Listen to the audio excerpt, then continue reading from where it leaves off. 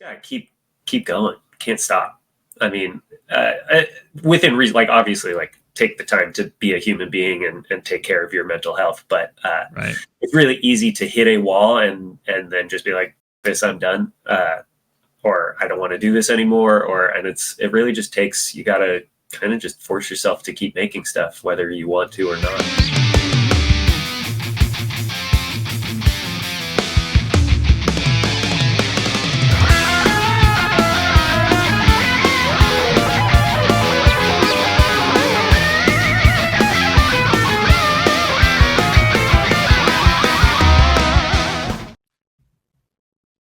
Hey, how's it going? You are here for Heavy Art Talk, and I'm your host, Lee. I am very excited. I have Josh. Oh my God, I forgot to ask how to pronounce his last name, but I'm going to say Freydkis, and he can tell me if I'm wrong. But all right, I see the thumbs up in the backstage. But I have Josh joining me today. I've known about Josh's work for the last couple years. I actually found it originally from a King Gizzard album or poster. It was for an Atlanta show, and it just blew me away. It was like exactly the kind of like psychedelic, semi lowbrow, like just accessible and fun kind of vibe that like I love in art. So I'm like, seriously, I'm a huge fan of his work. And he seems like a super cool dude. But enough of me rambling. He's worked with bands across a lot of genres, including Gatecreeper. He's recently done some designs for Death Wish, which are some skateboard designs. He's done work for God's Hate and Hard Lore, King Gizzard, as mentioned, and then Puscifer, among some others. But without further ado, Josh, what's up, dude? What's up? Thanks for having me on the show. Just out the gate, you nailed the last name pronunciation, which really is like, I would say 1 in 5 people get it right the first time. So great job. Yeah. Well, just kind of starting out, you sent me like some answers to your questions. So like I have some context on probably where the conversation will go. Of course, we'll keep it spontaneous, but like, what are some things you've been listening to lately? Lately, so I am a big Neil Young fan. I went and saw him. He is on, or I don't know if the tour is happening or if he's canceled everything at this point, but he's been on tour with Crazy Horse, and I went down and saw him maybe like a month ago, and since then have kind of only been listening to Neil Young because that's your phase right now. It's not even, it's like I am a big fan and have been listening to Neil Young on repeat for a long time, but the thing that happened recently was that I'm a like Spotify guy, and he took all of his music off for a couple of years. So there was like this, I don't know, I'll put on records and stuff and I have tapes, but like right around when we went to the concert, we also realized he put all his music back on. So I've been trying to cram in as much streaming Neil as I can before he decides to pull it again. So yeah, listening to lots of there's a live album. It's called Way Down in the Rust Bucket. That's like him and Crazy Horse in Santa Cruz in the 90s, and I've been listening to that album just like over and over and over again. And then I don't know, I've been really on like a new age kick, and have been listening to just like, I have a bunch of like new age tapes that I've been listening to, and like kind of like weird cosmic ambient stuff, like more 70s stuff or contemporary. Yeah, lots of like kind of like, I don't know, at the crossroads of like healing and like psychedelic music, dolphin Ashra and stuff. Yeah, I love Ashra. The stuff I've been listening to recently is a little bit, I guess, is probably more like 80s. Like this guy, Ken Davis. I just like got his tape kind of on a whim because the art was really cool. I'm trying to see if I have it handy. It's straight like the whole album is like about dolphins, but it's just like, it's amazing, and has been a real game changer. And then I don't know, heavier stuff I've been listening to. I made a list because I didn't want to forget anything, but I it's some metal on there too. It was a good blend, man. I like to see it. Yeah, I don't know, stuff recently, like from the past few years, that has been really like blowing my mind. I really like that band. I don't know how to pronounce their name. They're from Slovakia. Malo Karapatan. Malo Karpatan. That's what I hear. Yeah, dude, that last record was amazing. That last record really just like, I mean, the record before, which I can't remember what it's called, was my introduction to them, and that album also amazing. But this one just like they nailed it, like front to back. Every song is phenomenal, and I don't know, that came out I guess a while ago at this point in the earlier this year, but it's just something that I keep putting back on and keep returning to because it's just like the best like combination of like weird early black metal and King Diamond, Merciful Fate stuff. And there's like prog in there too. Yeah, and like the synths and all that, dude. Some of it remind me of like Triumvirate and like krautrock prog kind of stuff, which I love that stuff. Me too. I'm a big fan. I'm a big Rush fan as well. So I feel like they really kind of like nailed all of those influences in a way that doesn't feel, I don't know, it's all there and very tangible, but just like synthesizes into something that's super. I have yet to hear another band to do anything like them. So yeah, that the new album is called like Vertumnus Caesar, I think. That album really has been on repeat a lot. I see you're wearing an Undergang. Their new album, I mean, all of their albums are phenomenal, but I just saw them for the first time maybe like 2 months ago in LA, and I don't know, since then I've just been kind of revisiting all of their stuff. But the new album that came out either this year or last year has been also a banger for me. I'm trying to think. Other stuff that I've been listening to recently that I think I wrote this down too on my list was the new Vastum album is really good. They're another band who just like kind of fails to miss for me. And the last one is great. The album before really like kind of, I don't know, topped it for me, but the new album is also great. I like Vastum, but I feel like other people hear things. Look, I own like 2 of their albums and I like them, but like some people it's like they're like the best death metal band, and for me they're not to that level, but it's just personal taste. I must be missing something, but I think they're good, no doubt. I'm from San Francisco, and as are they, and they've all been in other bands that I've loved since I was like a teenager. So it was cool to see those people come together and form this band. But yeah, I don't know, they rock. And then also another band name that I'm going to pronounce probably incorrectly, but Dipygus. That's what I said in my last interview. Yeah. Right, because you just interviewed Lee. No, I'm Lee. Oh no, I'm sorry. Wait, what is his? I know you're Lee. What is Six Slices? Hayden. Right. Right. He. I love his art. His stuff is incredible. But that's awesome. That album, sonically, 10 out of 10. Cover art, 10 out of 10. It's no nuts. I was bummed. I came through LA and I could not go. I can't remember why, and I was really bummed. But yeah, that album, I went back and I've listened to. That was my first introduction to them, was the self-titled, and I went back and listened to some of the older stuff. But that self-titled is like was a real like bang. Bushmeat a lot. That's the one that I own and listen to more often. Yeah, and they're just, I didn't realize until recently they're from Monterey, which is kind of just like up the road for me. You're picking all these Cali bands. I know. So have you pretty much always been in California then?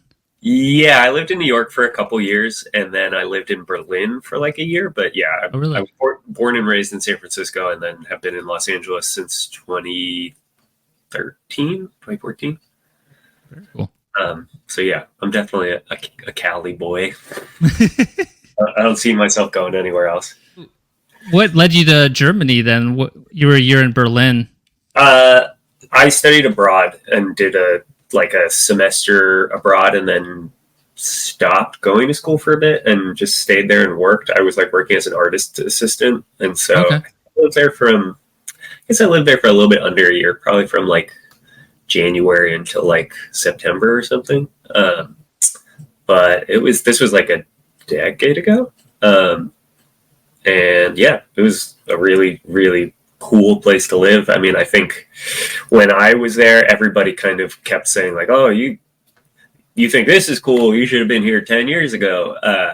But even everyone says that though, wherever exactly. you live. When I was there, it was still like had kind of a Wild West vibe, like so much cool abandoned shit that you could explore. Like I got a bike early on and just kind of like explored the city by bike. And I initially was like living in like a dorm, but then when my semester abroad ended, I stayed and was like living. A friend came out, and we were like living on this roof, slash like this, it's sort of in this artist's studio, but then also on this guy's roof for the summer. Did you have a ceiling? When you say roof, it was like his studio was in what was like the equivalent of like an old abandoned like Soviet YMCA that had been sort of converted to studios, but was still also very much like multiple floors were just like abandoned like spa gear, like weird like tubs and stuff. So it was like still somewhat of an abandoned building, and they like would have like raves in the like empty pool. It was like some real Euro style stuff. And so we were living in this dude's like kind of like little studio, like art studio, because he was gone, and it was pretty miserable from what I remember, just because it was like there's no air conditioning and it was a shitty like old brick building. So we just kind of moved out onto the roof and just like we found pieces of foam and like that. Yeah, slept on the foam. It was sick. That's roughing it, man. Yeah, I literally have the picture in my head of like the movie Hangover where he's like on the roof. That's like literally what I'm thinking right now. There was multiple times where I got like kicked awake by like people, because I don't really give a shit about like going to raves or anything, but they were like big. They would have big raves like in this, because this building was massive, and multiple times like woke up to like kind of drunk European dudes kicking me in the head, being like, "What are you doing out here?" Or like people yelling about like their speaker system and stuff. But yeah, it was a really cool place to live. And then yeah, I literally just got back from Latvia, where my wife is currently working, and did a brief layover in the Frankfurt airport, which is when I said I was in Germany. Okay. Yeah. How long is she working there? How long has she been? She's been there since I think she got there like the first week of May, and she'll be there until August, or kind of early August. Okay. Yeah. Well, ends in sight, Yeah, I'm really glad I went out. She travels a decent amount for work, but this is definitely the longest we've been apart. We've been together we've been married for 2 years, but we've been together for 10 years. So this is definitely the longest we've been apart. And I initially wasn't going to go out there, but I'm really glad that I mean, outside of it just being an amazing country and a really great trip, it was nice to split the time apart up kind of right in the middle. Yeah. I haven't, save for when I went to Berlin a decade ago, I haven't done any traveling really outside the country, and I forgot how fucking gnarly jet lag is. So I'm still like, all of that is to say that I like really the past 2 days, I was like, I'm going to come back really fresh from this trip and get into the studio, and like I have all the stuff I want to do. I'm going to crush. And I've just been like walking around in a daze, like barely able to like kind of pour myself coffee. So today was like feeling kind of shitty about it. I was just like, man, like I need to fucking push through. But I think the answer that I am working towards here is that you just got to keep going. Can't stop. I mean, within reason, like obviously like take the time to be a human being and take care of your mental health. But right. It's really easy to hit a wall and then just be like, fuck this, I'm done. Or I don't want to do this anymore. And it really just takes, you got to kind of just force yourself to keep making stuff, whether you want to or not. I think that's because also, I don't know, it's the way that you're feeling right now is inherently going to be very different than how you feel in an hour or tomorrow. So it's important to just not get too caught up in that present kind of frustration. But that being said, having somebody like a wife or somebody, a friend or another artist that you can talk to kind of like vent through that stuff is, I mean, for me, like my wife is 100% my confidant in that regard, and is super helpful because I mean, she works in film and commercials and is a producer. So I feel like she has a very good understanding. Like her job is to support the director or support creatives. So I think she has a really good kind of level-headed approach of like understanding where my mind is at or like where my frustrations are, but also is pretty pragmatic and will be like, dude, shut up. Just stop whining. Like you draw skeletons for a living. Like, shut up. Yeah, but that's always really helpful. But That's I mean, I think that there aren't a ton of resources. I don't know. There's like, as an artist, like it's really, especially in the age of the internet, like you can reach out to people. I don't know. It's on one hand, it's like very easy to make connections with other artists and reach out, but at the same time, it feels almost more isolating in some ways. So it's like, I don't know. I first came across your podcast. I feel like looking for inking tech. I don't know. I watched the inking techniques episode. That's like Skinner and Riddick. And that one was Riddick, Sawblade, right. Matt Sticker. Yeah. But I was just really, when I saw that before I'd even watched it, was just really excited. I was like, oh, I wish there were more opportunities to have like discussions with other artists about what it's like to be an artist, because I have my select group of friends that do also like work in creative fields, but I don't know. It's really easy to just kind of like sit in your room by yourself and be like, I think I'm doing the right thing, but I don't know.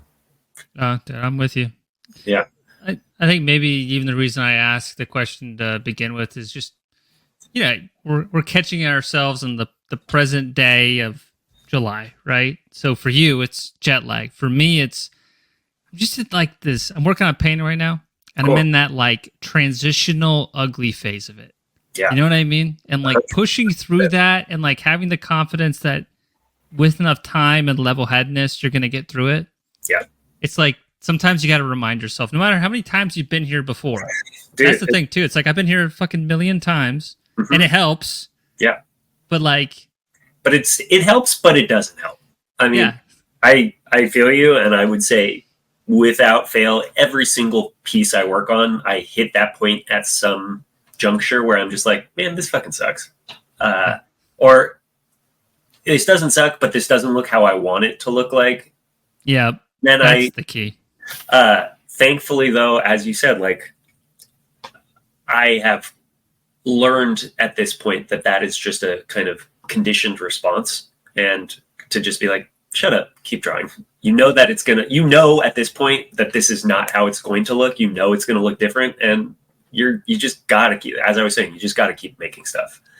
Is it so you're working primarily digitally, right? So most of what I do, like professionally at this point, is done digitally, but is with like, I have a background. I worked as a screen printer for a long time, and most, if not everything I make is kind of intended to be usually screen printed. Nice. So I think that I do work digitally, but I also kind of do so with a kind of print making sensibility, with the idea that everything is going to get printed. So I don't know, that kind of affects how I work. No, it makes a lot of sense looking at work now, because it's like layer and then layer and layer. Like I can see it. That checks a lot of boxes in my head.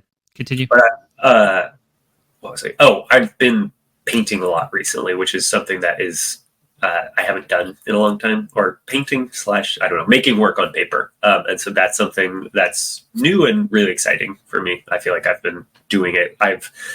Again, going back to what we were just talking about, it's like very humbling, because I think I've gotten to a place, I'm always learning and pushing myself to do new things, but I at least like know what to expect with the work that I'm making, kind of in more the ways that I'm used to. And so it's been kind of just like dealing with new materials, and there's just been a big learning curve, and it's been interesting to kind of try and take the sensibility that I've cultivated, I guess, more digitally, and kind of reapply it to paper again. Yeah. Well, 2 questions based off that. First is, with the digital then, is there a common place where you start feeling that sliver of doubt, like a particular phase, and it's very predictable, or is it really just vary by the piece? No. So I don't, the way that I work is like I'll start. So like I'm in this process right now. I'm doing. I think I can say this. I'm working on a T-shirt design for this band Drain, which they're like a hardcore band. Love Drain. I was about to wear one of their shirts, but I Oh, decided the Undra Gang. Yeah. awesome, cool. And so I just kind of got that started yesterday. So I don't know. I also have been really in the past couple of weeks trying to like document my like professional process in a way for myself so that I can kind of like, because I was not working freelance full time until, or let me rephrase that. I have worked freelance full time in the past, and then was working as a creative director, and now am freelancing again. And so, kind of, it's been a minute since I've been doing this, so I've just been trying to kind of like, with the clean slate, like document a bunch of processes. Anyways, to answer your question, I feel like I always start my projects super excited. I have a concept, and I'm like, this is gonna be fucking awesome. I can't wait. And then like I spend a week working on it. And I'm like, man, I just wasted a week. This looks like shit. And then, but then I push through, and then 2 days later, I'm like, this is fucking awesome. What am I talking about? So it's more of the time. It's than more than time. the step. Okay. Yeah. But it does usually feel like it's like I don't know, at the like 2/3 completion point where it's like I've put a lot of energy into it, where I'm like, I know that if I were to start again, it would be a gigantic waste of time, and I would like be eating it. So it's like I gotta keep going, but it's long enough where it's like I can see the end in sight, but it's like not quite there. Yeah. No, that's interesting. So the second question then is, are you working on paper and painting mostly for your own satisfaction? Like, I guess what led you to even do that? Because you've developed a really identifiable and marketable style. I mean, you're in demand for the digital stuff. So why go traditional for some stuff?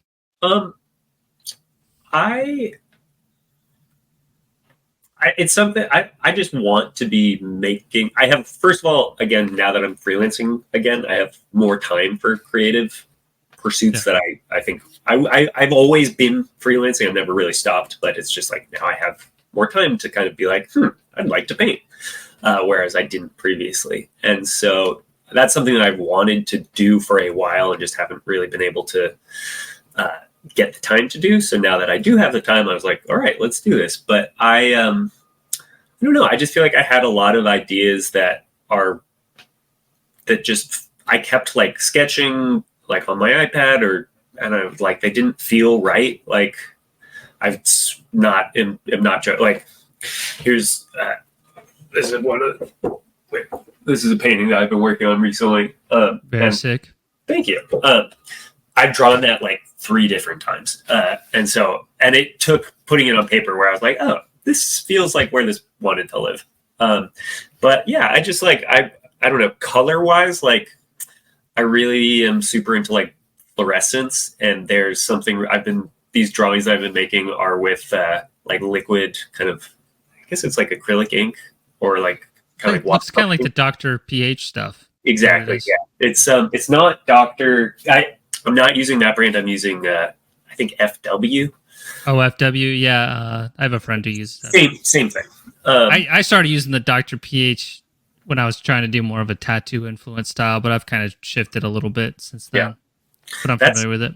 Yeah. So I've been using that, and then also like gouache, and they're just like, there's colors that I like, again, everything I'm making ends up printed, so I can like articulate like I want these colors, but they can't be shown digital, like they don't exist digitally. So it's really satisfying to just like work with them in the moment and be like, I know what this is gonna look like, as opposed to trying to guess. Yeah, but I don't know. I just wanted to paint. It's really it could be as simple as that. Yeah. I don't know. It's extremely satisfying and really soothing, and it's a I don't know, kind of a meditative thing in a way that drawing digitally doesn't capture for me, I guess. When you're working digitally, what programs are you typically using? So historically, I don't know.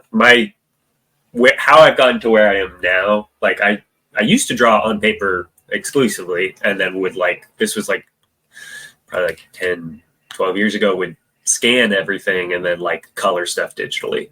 And then I moved to Los Angeles in 2014 to work as an animator, and everybody. I did that with like not a ton of animation experience, and everybody there got a Cintiq, which is, if you're not familiar, like kind of a Wacom tablet monitor. Mine is sitting right there. Yeah.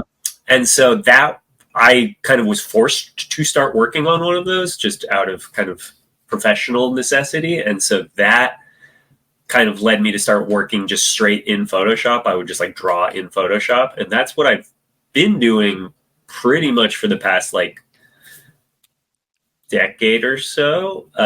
But recently I've been like aware of Procreate and have been kind of using it kind of just like to doodle for a while, but really have been trying to force myself to use Procreate more just because it just like I was in Latvia for 3 weeks and I worked the entire time, and all I had was I brought a laptop, but I just worked on my iPad the entire time. And this was kind of the first time I did 2 t-shirt commissions there, both of which I did pretty much entirely in Procreate.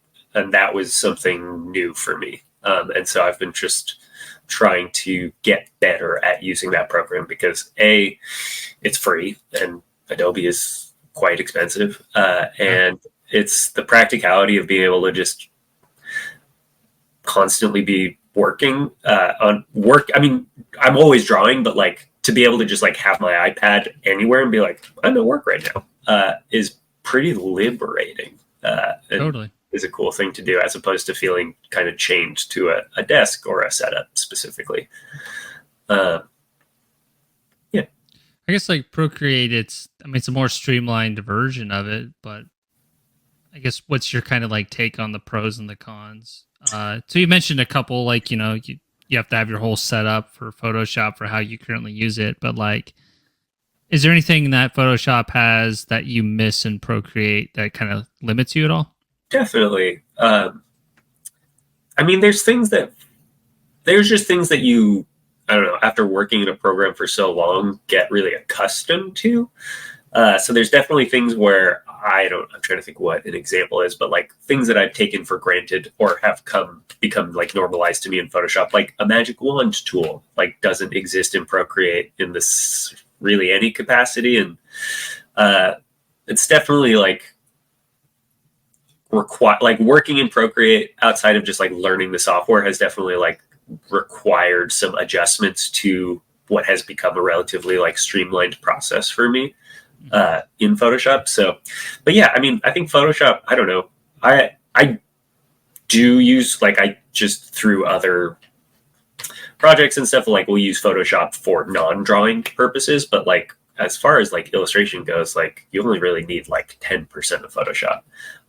And so Procreate is, as you said, just kind of like the streamlined version of that. Cool. But yeah, Procreate, the thing that it's not a huge difference, but like my Cintiq monitor is, I can't remember that. I think it's like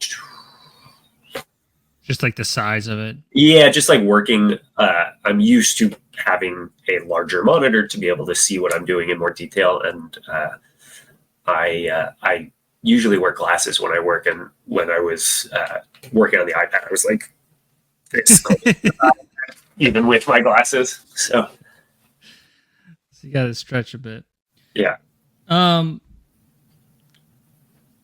If we could kind of dial back to just like memory lane, right, for a second.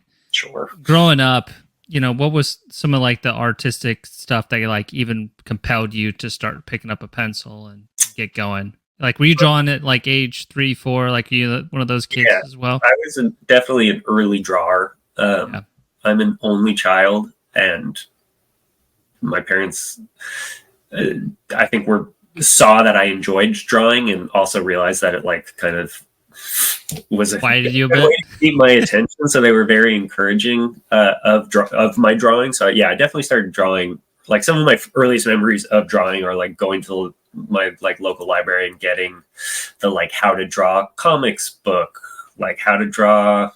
There was like a whole series that I was really into that I can't remember what it's called, but they were just like step-by-step tutorials on how to draw like cartoon characters, and like kind of like the I'm sure lots of people listening have the how to draw comics the Marvel way. Like that was another one that like early on that I really liked. That one holds up, man. Oh, I'll still reference it. Like that's a great book all the time. Any level. Phenomenal, and that's one that I have my original copy that I got when I was like 8, and it like has little like doodles and stuff in it, and it's a $19 book. It's a must-have. Anybody who's, I mean, unless you hate comics for some reason, it's the best.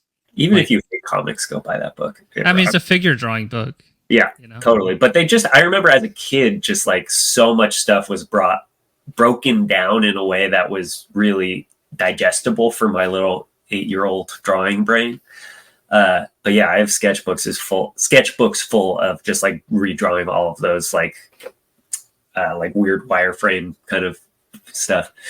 So that was definitely just like, I just liked comics a lot. Like I read a lot of Marvel stuff, but also like, I don't know, like Garfield. But Calvin and Hobbes for me, man. Again, holds up. Yeah. I have my copy sitting in my bathroom right now. I was just reading it the other day. But I don't know, Magic the Gathering is something that is still hugely important to me, but I started playing when I think I got my first like booster pack when I was like maybe 8 or 9, and that was something that really like kind of blew my brain. And like I don't think I really had I don't know if I think I like knew what fantasy art was. Like I really liked like Warhammer as a kid, like Warhammer 1 and 2, I guess.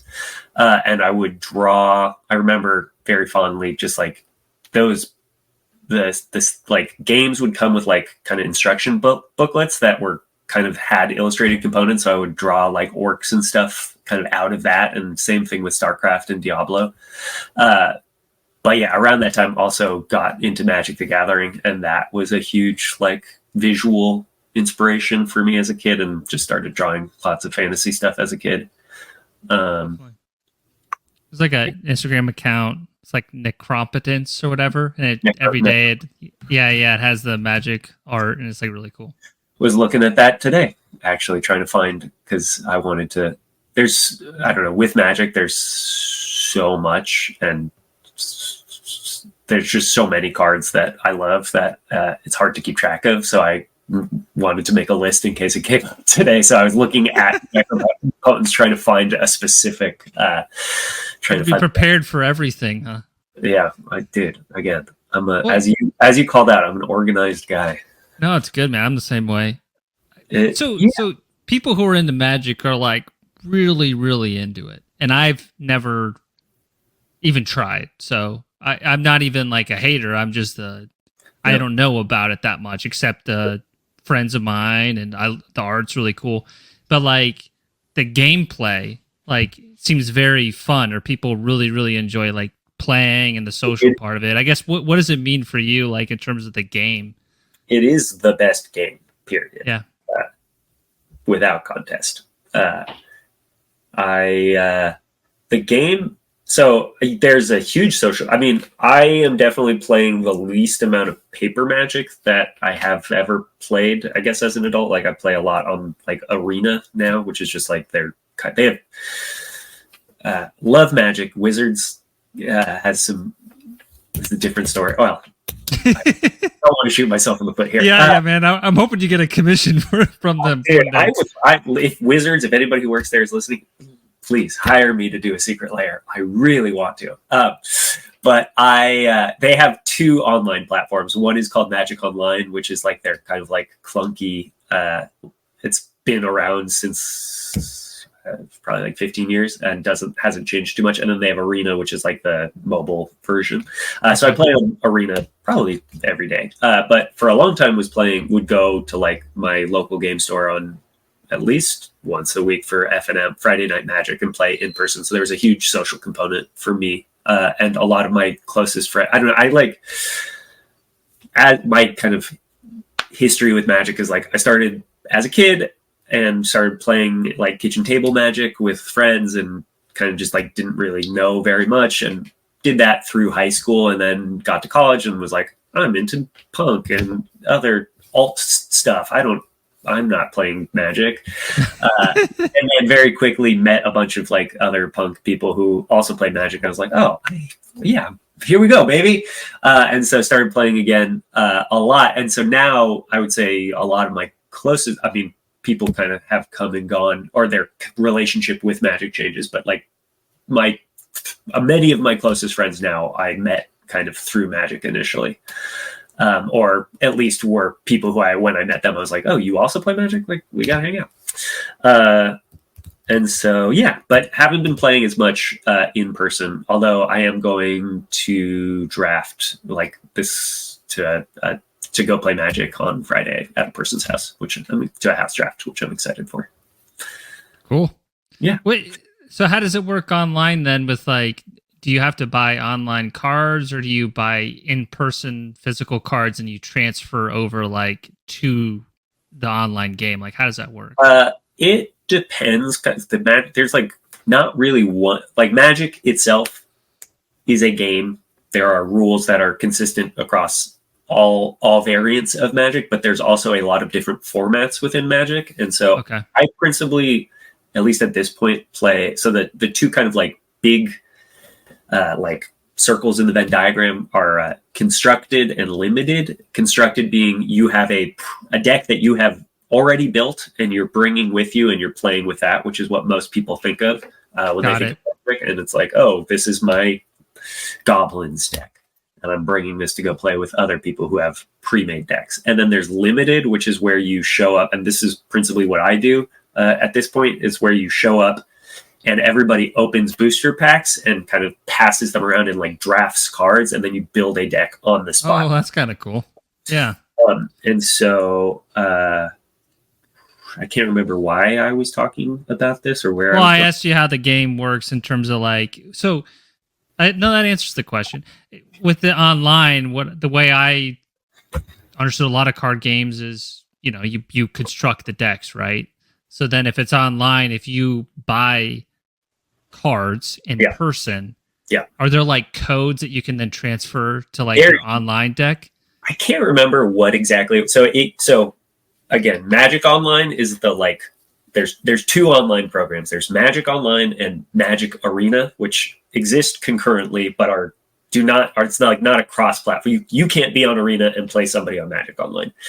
And with Magic Online, it's been around for a long time. I can't remember when, but like I think like the early 2000s. It's like the metal archives of Magic. Right. I feel you. Looks as much. And there used to be a way on Magic Online to, I can't remember what the exact ratio was, but I think you could like turn in like X amount of digital copies for one real hard copy, and they would mail it to you. They got rid of that program a while ago. And so now they'll do things where like they just did something on Arena where it's like, you win this tournament and we'll send you a box of real cards, but pretty much that they exist kind of in isolation. So like I have my digital collection, which is kind of not a real collection. And then I have my like actual collection of Magic cards, which there's no like crossover between the two. I opened up a can of worms without even realizing it. Listen, how much I would happily sit here and show you one by one every one of my Magic cards. Oh man, I'm gonna lose hundreds of subscribers though. That's no way. But yeah, I mean, Magic to kind of go back to where we started. Magic art it's the best. I love art in all forms, but it was just for me as a young kid was just especially like that era. So like I started playing in probably like 1998. Yeah. It was still like kind of the peak of like really classic Magic art. And so it was a really cool kind of introduction to like fantasy art for me. And is still something that I reference all the time. I have it's a magic. Oh, Yeah, it's mirrored. yeah. So what's that there? This is one of my favorite cards, Dark Ritual. This is somebody's altar that they like painted on top of it, but it's just an early card. I've realized that it's probably catching the glare pretty bad, but just I believe this was in the first in alpha and beta. But it's just one of the first cards that really, as a kid, I was like, whoa, this is crazy. This shit looks really evil. That's cool, man. Yeah. I mean, at the end of the day, I can't fully relate with Magic, but I can relate in terms of just having passionate fandom about things. You know what I mean? So like that's kind of why I wanted to learn a little bit more about it, and I love the art too. Totally. Another thing that is not common in the metal scene, we talked about it a little bit, is like you're like a fan of the Grateful Dead, and I was just kind of curious, like kind of what they do for you, and I don't know. I have a lot of connections with this kind of stuff too, so I can talk about it a little bit. But just for you, how did it all begin, and what's kind of your listening habits and all that jazz? Well, I'm born and raised in San Francisco, so I feel like listening to the Grateful Dead is just kind of like a birthright. It's part of it. The first concert I ever went to was when Bill Graham, who was like a concert promoter, died. The Dead played a free show in Golden Gate Park, and my parents like wheeled me over in my stroller, and that was the first concert I went. And that was when Jerry was still alive, so that was really tight. I don't know. I mean, I started listening to the Grateful Dead just because it was always on. Like both my parents loved the Dead, and so it's definitely something that was just on at an early age. And then like again, growing up in San Francisco, it's just like it's the Dead are everywhere. Yeah. My neighbor growing up, who I'm still close with and surf with to this day, his name's Cosmic Charlie, and he is like a Dead bootlegger, like career Deadhead, and so he also was like an influence there. I was listening to the Dead right before we hopped on this podcast. There's a tribute band in Georgia called Cosmic Charlie. Oh, cool. The Dead, which is kind of funny. That's awesome. Yeah, there is a Dead song called Cosmic Charlie. And what is that on an album? I'm not actually familiar with that song. I'll tell you. Oddly enough, because it's not on any of the live albums I have either. I can never pronounce this right. Oxamoxo. Oh, it's on that one? Okay. Oxamoxoa. Yeah. That was one where they're like doing a lot of nitrous and stuff. Yeah, that's the one with the Rick Griffin art. Yeah. Oh, yeah. But yeah, dude, the Dead are great. I mean, I listen, as I was saying earlier, I love metal. I have been listening to metal for most of my life, but I love music just in general and listen to everything. I mean, I'm listening to more like new age and ambient music these days than I'm listening to anything else. But yeah, I mean, like the Dead we're an institution growing up, and will forever be. It's just all, wrapped up in nostalgia and everything too. So memories and all that. I feel you, man. And I think that's kind of why it's later memories for me, because I didn't, get into the Dead and some jam stuff until I was in college, and then I got really immersed in it. As well as metal at the same time. That's the thing. It's like, it's not like these things coexist for me, Yeah. Well, I go between the two, and it's like not a problem in my ears at all. It's not like I jump ship or anything. Totally. I mean, I feel like almost stereotypically, like in paper, it's like the two cultures exist in opposition to each other. But at the end of the day, like, as I'm sure you're well aware, the similarities are definitely outweigh the distinctions. And it's like, at the end of the day, we're all just nerds. And it's like, we all got long hair. Everybody's drawing skeletons. So Oh no, totally. Yeah, I mean, Grateful Dead has some of the best art ever, and there's a reason why some metalheads are like, sorry if you hear the squeaky toy. My dog's getting a little bored. There's been some rain and stuff. No worries. But yeah, I mean, it reminds me of like Molly Hatchet with Frank Frazetta artwork. It's like you want to like Molly Hatchet more than some people do because of the artwork, and I feel like the same kind of thing with the Dead. You know, 100%. sick art, but maybe not the right music for you. Yeah, I think so many people, I feel like, come to the Dead expecting, given the visuals that they have seen, expecting something heavier, and they're like, really? And dude, the Molly Hatchet reference also spot on, but also Molly Hatchet rocks. But yeah, disaster, man. Yeah, just that weird kind of juxtaposition of like, this seems like it should be hard, but it's very soft. But then again, it's almost in its softness very hard. Exactly, yeah. I mean, the dudes in the band are probably badasses. That's the thing too. It's like the more you learn about the Grateful Dead, you realize like all of the crazy stories. And I mean, like, if there's any rock bios to read, any of the members of the Grateful Dead and any of those books, they're like the most interesting books. Yeah. 100%. You know what I mean? Like so many stories of like just barely escaping the police, and then obviously their various, you know, drug experiences and stuff, but they all make good stories, and they're pioneers, man.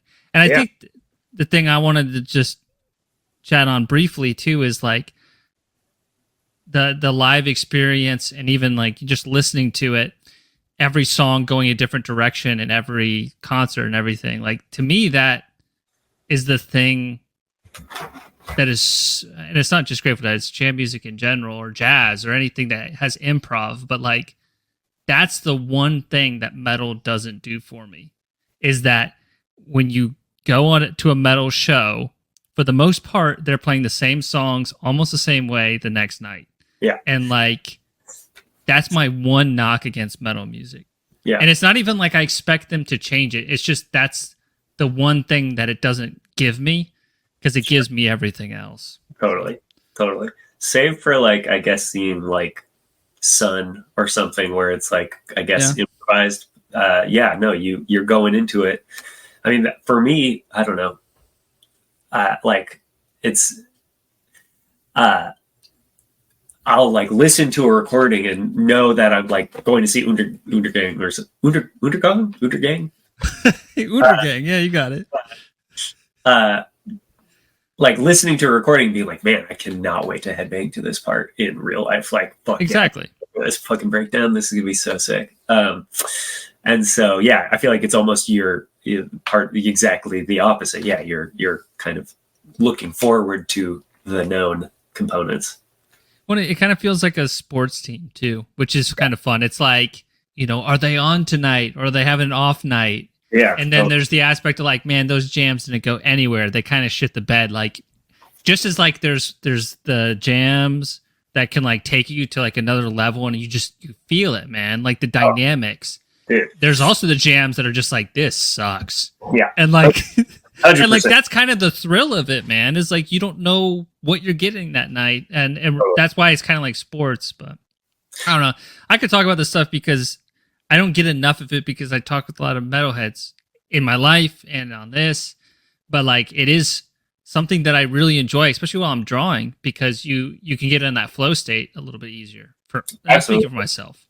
No, 100%. And that's like another reason I have the Dead on a lot, because it's really easy to put a live album on and just like hit play and walk away. And it's just like, it's really good kind of ambient music in a way that if I'm listening to metal or something that's like more like involved, like I kind of get caught up more in the music, and I like am like too busy air drumming to draw.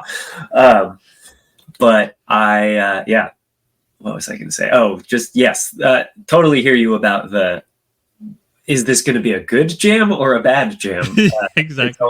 And when it's a good, like when I went and saw Neil Young and Crazy Horse, there was a lot of extended jams, and they killed it. And it was so good. Like everybody around me cried. It was amazing. It was very life affirming performance. Well, that's cool. Well, thank you to the listeners for indulging me and being able to chat about it just briefly. And Yeah. and yes, all the jokes about the fish parking lots and there's even the YouTube where it's like, this is what Jim Fish sounds like to like non-fans. Like, dude, it's funny as shit. Like, I get it. Like I don't take this shit too seriously. No, But at the same time, like Grateful Dead, Fish, like if you give them enough time, I think they'll win you over. But you have to give it time. But it's Dead. I Yeah. admittedly have never taken the plunge with Fish. Like as far as like jam band stuff goes, like the Dead is kind of. I mean, like I love. Yeah, I don't know. There's a difference between like jam bands and bands that jam. Yeah, yes, exactly. The Dead is definitely like the jam band that I am kind of. Oh, yeah, the OGs.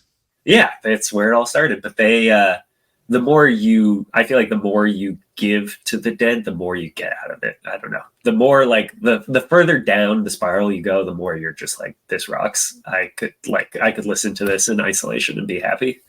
Totally.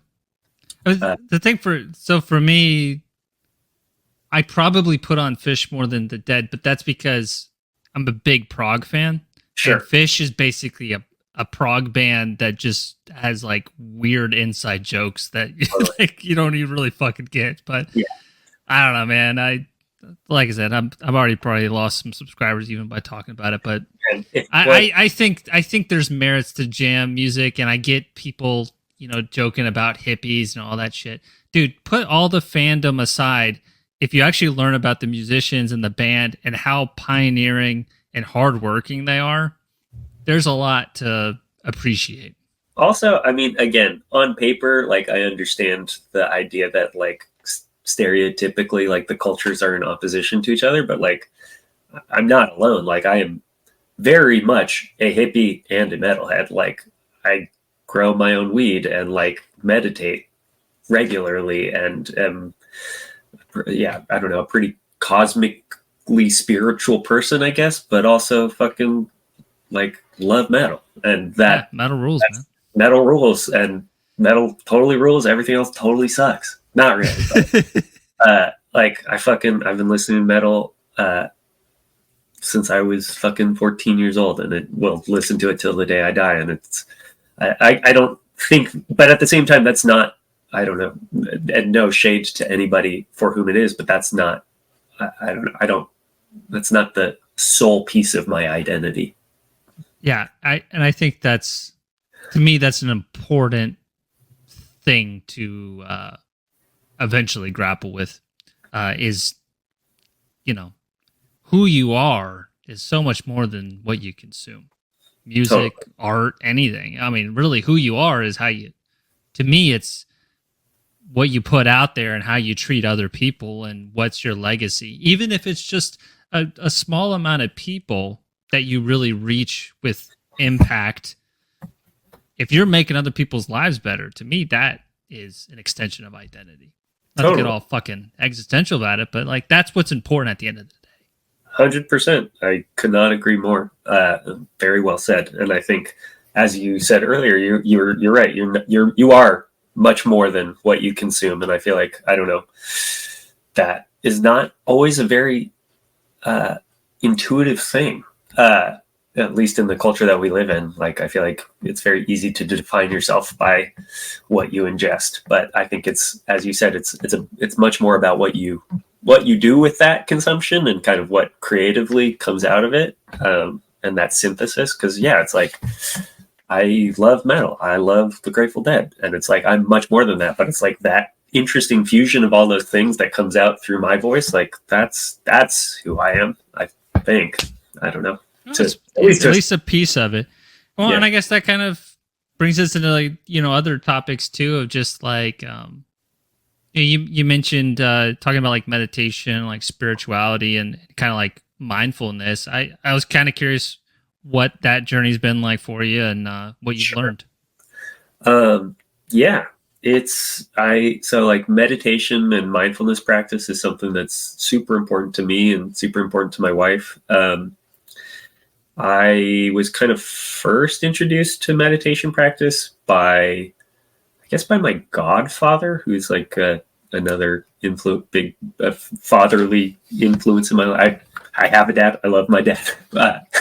Shout out to my dad. It was his birthday yesterday. Happy birthday, Dad. But my godfather was just another guy that was around, and he was on.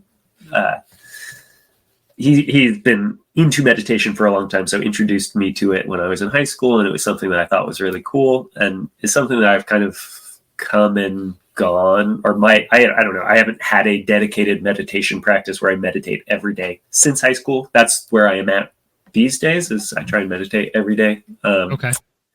And it's super, really important and helpful for me in terms of just like my own mental health, in terms of feeling creative, in terms of being a better partner and like more kind of responsive human being. I was first introduced to it in high school, and then when I was living in New York, was like a part of a meditation group where I would go every week and like meditate with like probably like 30 to 50 people. And then, I went through a period. I have OCD, and like went through a period where my mental health really kind of like spiraled down, and meditation really kind of has helped me get back to kind of being a functioning person. So I think because of that, it's definitely like kind of become more. I try and meditate every day. I definitely miss days all the time, but it's become much more of a non-negotiable thing for me than it used to be. Got it. Yeah, it's good to hear. I guess with like OCD and stuff, like how does that show up or like affect for you? Like OCD is so different for every person that has it, and I don't have it. But for you, what's that kind of like? If you're comfortable sharing, of course. Sure. So I have, I guess like I don't have. There's so much we could talk about, and OCD is something that I think is a hard thing to everybody. I think the language and the discourse around OCD has changed a lot in the past few years, but like I did not get diagnosed until I was in my probably like mid-20s, like 25. And when I found out I had OCD, I was like, what? That's not like, I don't know, all of the stereotypes around like being obsessively clean and organized, I think, while are certainly a reality for some people who have OCD, I would say that is a pretty damaging stereotype and does not really by any means begin to kind of cover the scope of suffering that OCD can inflict. And so for me, I went through this period where I definitely have had OCD for much longer than I think I realized. I don't know if it was something I was born with or developed, but like after getting diagnosed, I was able to like kind of look back at like certain periods of my life and be like, oh, I see why I acted that way. But when my OCD got really bad and like I kind of needed to seek treatment and kind of get a diagnosis, I was struggling with like really gnarly, intrusive thoughts, kind of about the whole gamut of what intrusive thoughts can be, like from like harm to kind of more like self-harm, like all types of things. And but I didn't know I had OCD, and I just kind of was suffering in silence for like a couple years and thought I was like going crazy. Essentially, it was just like I'm losing my mind. Like, and it was I definitely was always an anxious person, or like thought of myself as an anxious person, but this was like all of a sudden everything that I knew about my anxiety really just like kind of flipped on its head, and I just was like, I can't trust my brain in any real way. But thankfully ended up getting diagnosed and then seeking help, getting treatment, and doing like CBD therapy, CBT therapy. Do a lot of CBD therapy too, though. A little bit of both. Yeah. And that was super helpful, and also started taking medication, which helps me a lot. Now, I mean, these days, like I have OCD, I will always, it's not, as anybody with OCD knows, it's like, it's not going anywhere, but it's like my ability to relate to it and kind of the skill set I have to like kind of navigate through some of the bumpier patches significantly more developed than it was when I first got diagnosed. And thankfully, I also have a very supportive partner and family who have also like kind of learned more. I mean, it's been a learning process for everybody because again, there's a lot of resources, a lot more resources now, even than there was like when I first got diagnosed, but it's still something that I think a lot of people really don't understand. Yeah, it sucks. Fuck OCD. But at the same time, like, has really I don't know, my experience in learning to relate to having OCD and like the kind of journey of suffering that it has taken me through has really, I think, made me at least much more empathetic and hopefully kind person. So I think that there's definitely a silver lining there, but at the same time, it sucks. Wouldn't wish it on anybody.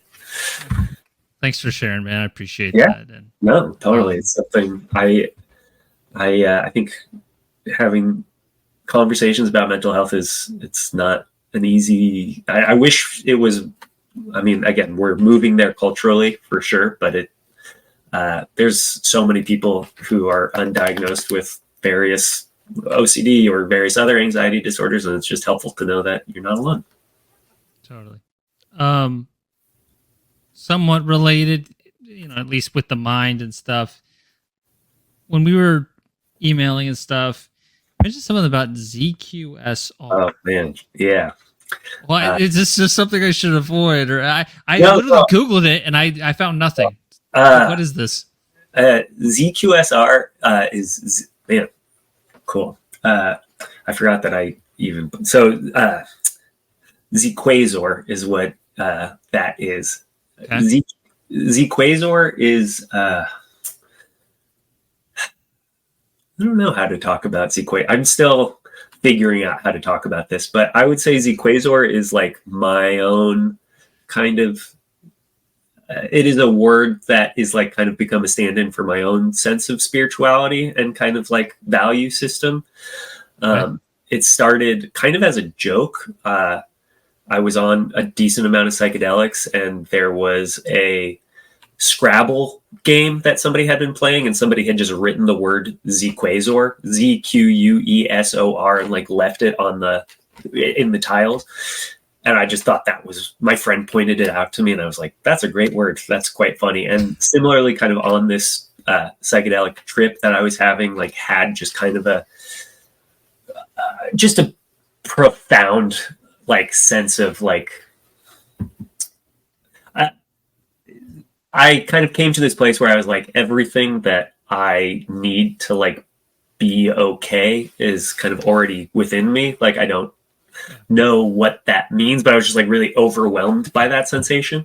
And so that, I don't know, from there kind of have continued to just like explore this word and really given it, it's been years now since that experience. And it's something I think about.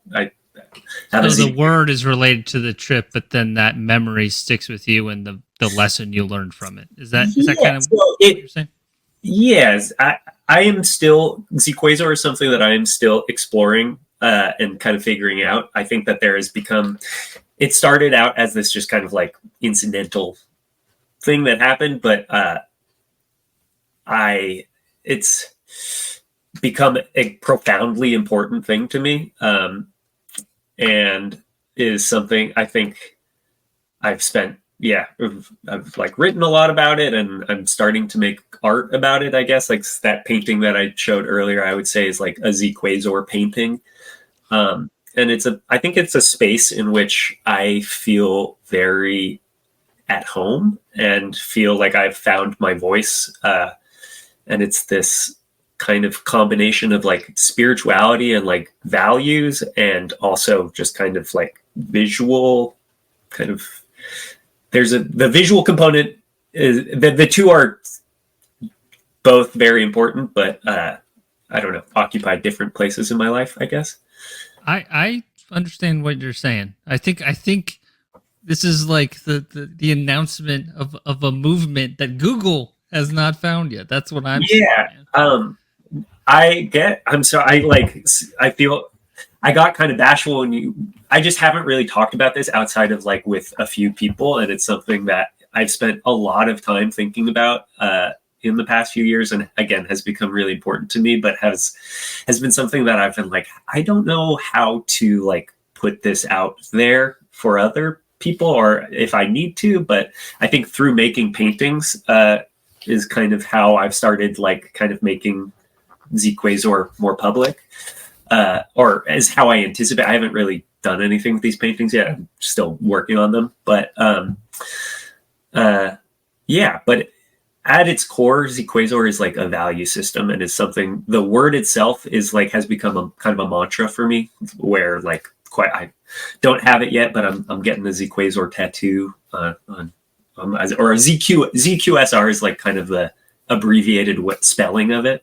Yeah, and yeah, it's something that I kind of am. As I said earlier, like this idea that everything. Anybody needs to be like well in this world is already within them, like whether or not there's still a process of self-discovery, but I think it's just this like idea that I don't know, through kindness and curiosity, like we can I don't know, not suffer as much. I'm with you. No, Yeah, I like what you're saying here. And it kind of parallels to another point, we were messaging about a little bit of social media being like this validation trap, whereas yeah, what you're talking about is the antithesis of that, and is much needed. Really, is like, dude, I'm making a painting right now, right? Back to me, and I'm having like I'll get through it, man. I'm actually feeling fine about it. But my point is, I'm still thinking, oh well, if this painting fails, then I'll have nothing to post. Who gives a shit? You know what I mean? Zquazor tells me, make the painting for yourself. yeah, 100%. You know what I mean? So, like, what do you think about kind of social media, the necessary evil there, and kind of like just keeping your head on straight? Totally. I think, as you said, I think social media is unfortunately a necessary evil. I think as a freelance creative, like it is how my work gets seen. I get hired through it. And I think that there's really great components to it. I mean, like it is in theory, despite like all the stupid fucking algorithms and stuff, is like a pretty egalitarian platform. And it's this free and open space for an exchange of like creative ideas or kind of any ideas, which is great. But at the same time, like everybody's egos have become so wrapped up in their social media presence. And it's really easy to sit there and feel like shit about yourself just looking at everybody else's accomplishments when you're like, well, fuck, what did I do today? And so I think, yeah, but I think also just, I think everybody's experience is different. And I think for me personally, like, I think there's been tremendous amounts of anxiety, like kind of created from social media, and feeling just like, oh, I'm not doing enough or I'm not successful enough. And it's definitely taken me a while to get to a place where I'm like, this is a trap. This is like, and it's not real. None of this is real. We're all just on the same kind of a crash course. So it's like, I don't know. This feels like getting to a place where like I think social media is a distraction.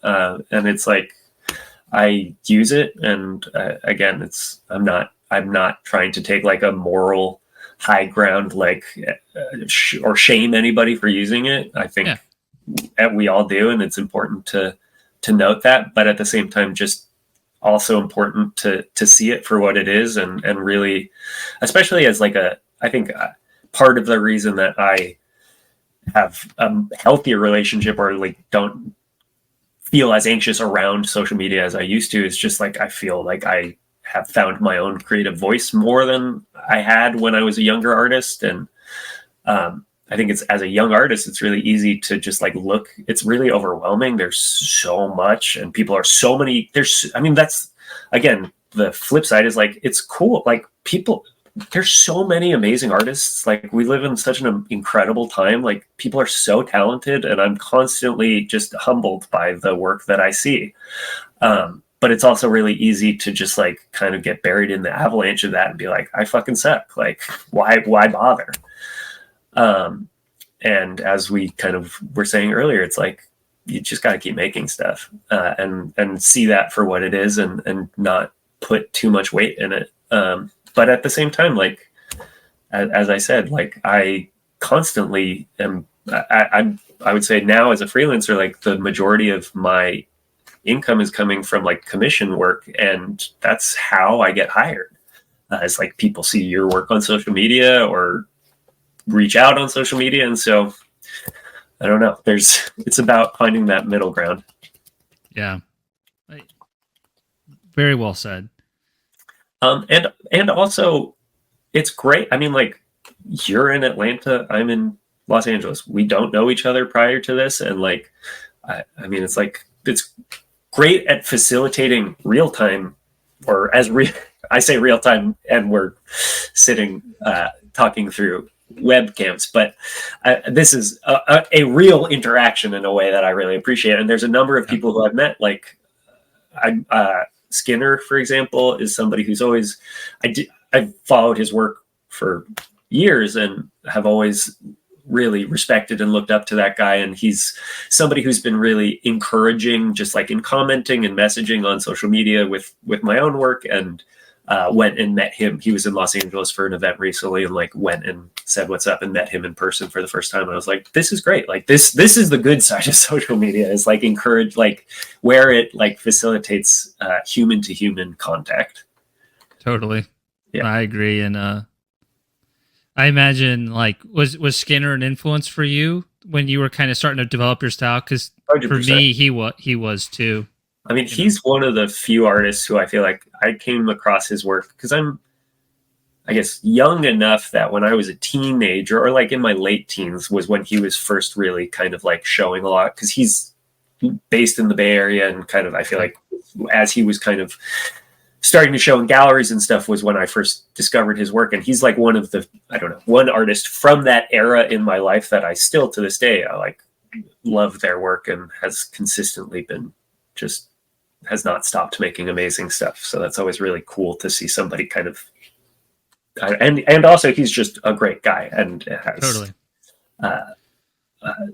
A lot of wisdom. I mean, I don't know him that well, but I watched his episode with, he puts himself out there. You get to know him online. Like, he's very transparent, which I really like, you know? Yeah, totally. And he also, like, something that I really appreciated immediately about him was just like, for somebody who is as accomplished in their career, he's a very down to earth guy, and has no, I mean, like, to the point, like, we'll be like, oh, these are the brushes I'm using. Like, it's just like, is very, he's an open book and happy to give his knowledge freely, which I really respect. Like, so many people are so guarded, and again, this is such a competitive industry, like, people, that's not everybody is like that. And so I always really appreciate when I meet people who are. Yeah, agreed. Last question before we start showing some art, if it's all right. Sure.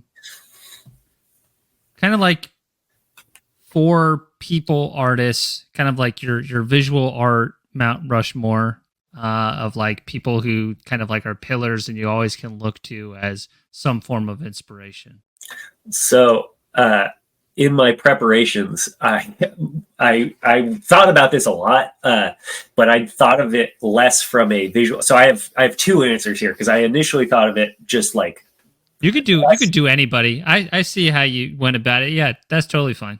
But I think that I kind of want to, for my own sake, want to answer both. But my initial Mount Rushmore that I sculpted was, number one, Richard Garfield, who is the guy who created, or excuse me, Dr. Richard Garfield. He created Magic the Gathering, and is a game designer, and just, yeah, nothing else needs to be said. He's the best.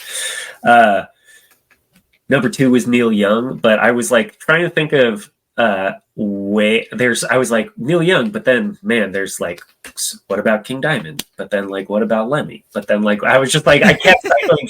And so my final where I landed was like Neil Young, but he's wearing King Diamond face paint and also wearing a Thin Lizzy shirt, and then has like headphones on and is listening to like Mental Funeral or something on repeat. So some like catch all for all of the.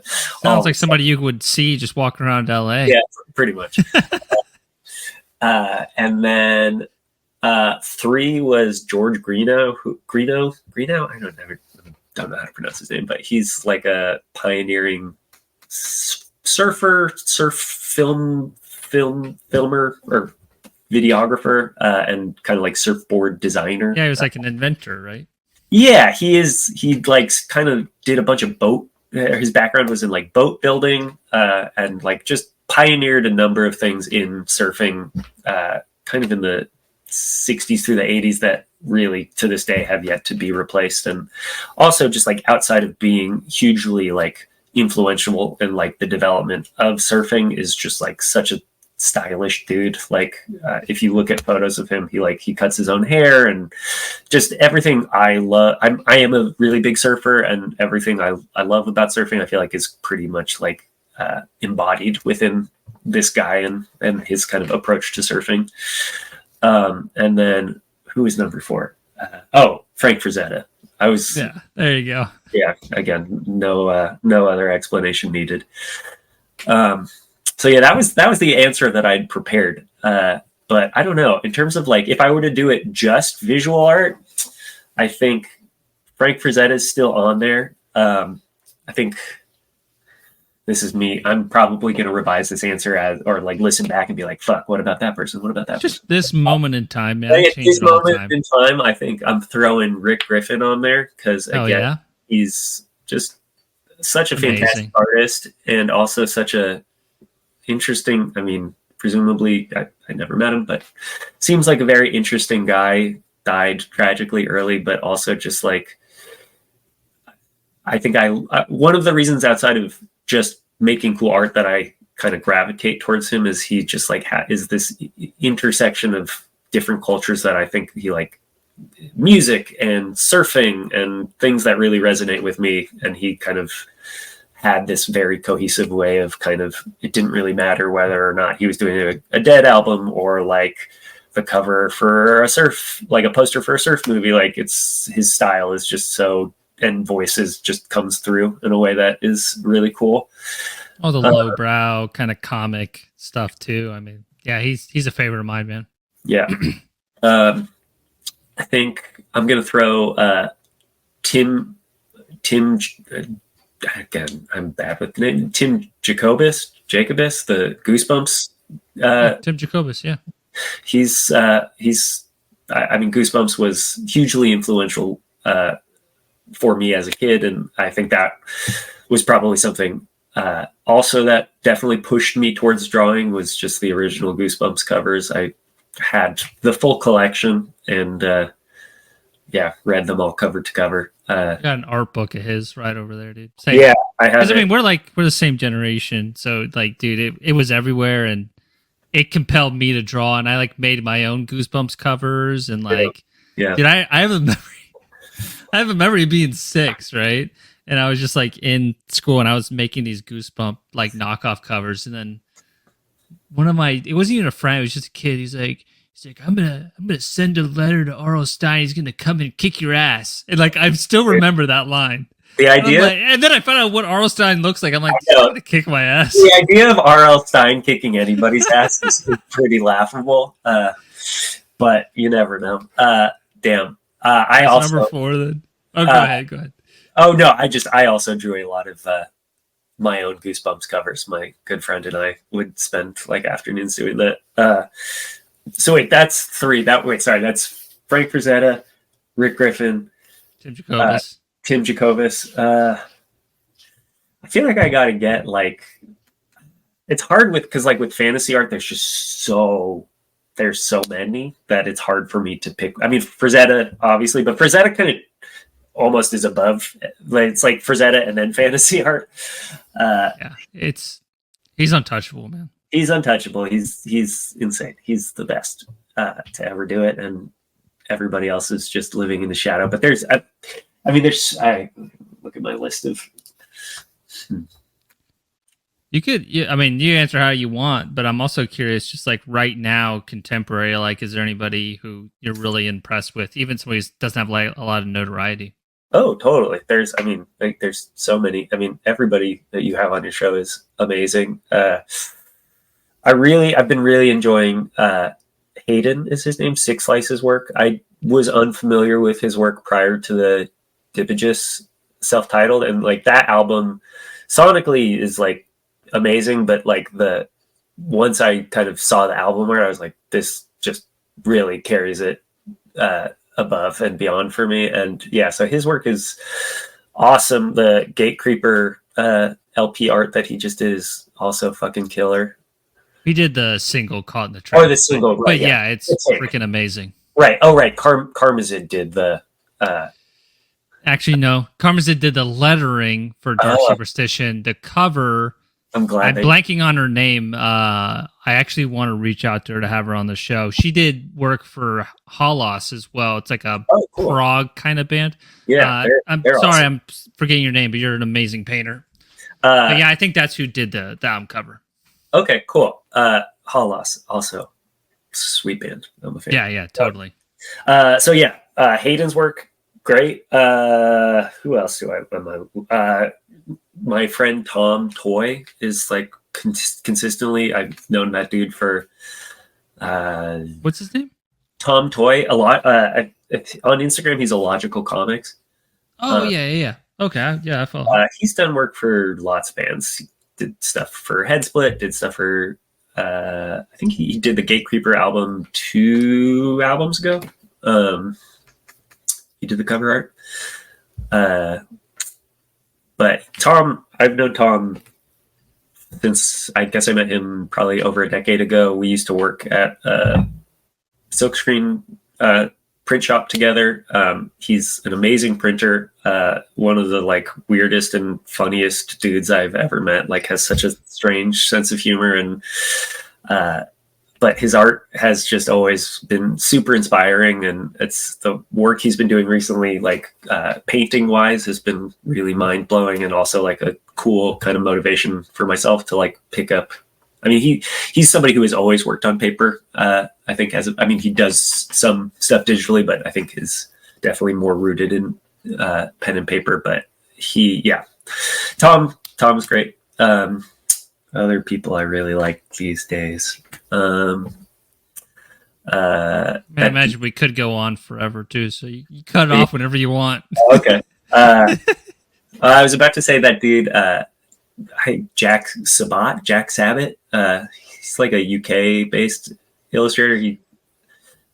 He's done he's done stuff for Gatecreeper, but he's done tons of stuff for punk and metal bands. His work is phenomenal and is really just, I don't know. There's so many people I feel like that do kind of like, everybody's kind of, we all are doing the same thing, but he's somebody whose work is like, I feel like he just has nailed the like simpler style in a way that is like, most of his work is like black and white or like maybe 2 or 3 colors, but it's just, he has a funk to it that I think is really cool, and has a unique take on it that I haven't seen anybody else do. He also makes a lot of really cool bootleg shirts. I have a Autopsy shirt that he did and a Morbid Angel shirt that he did that are like, I think they're not the shirt themselves. The original shirt I think was hand painted, and then he like made prints off of them. I don't know. Oh, that's cool. Yeah. I follow Logical Comics. I'll have to check out Jack Sabat if I don't already. I follow a ton of metal-ish artists. Very cool.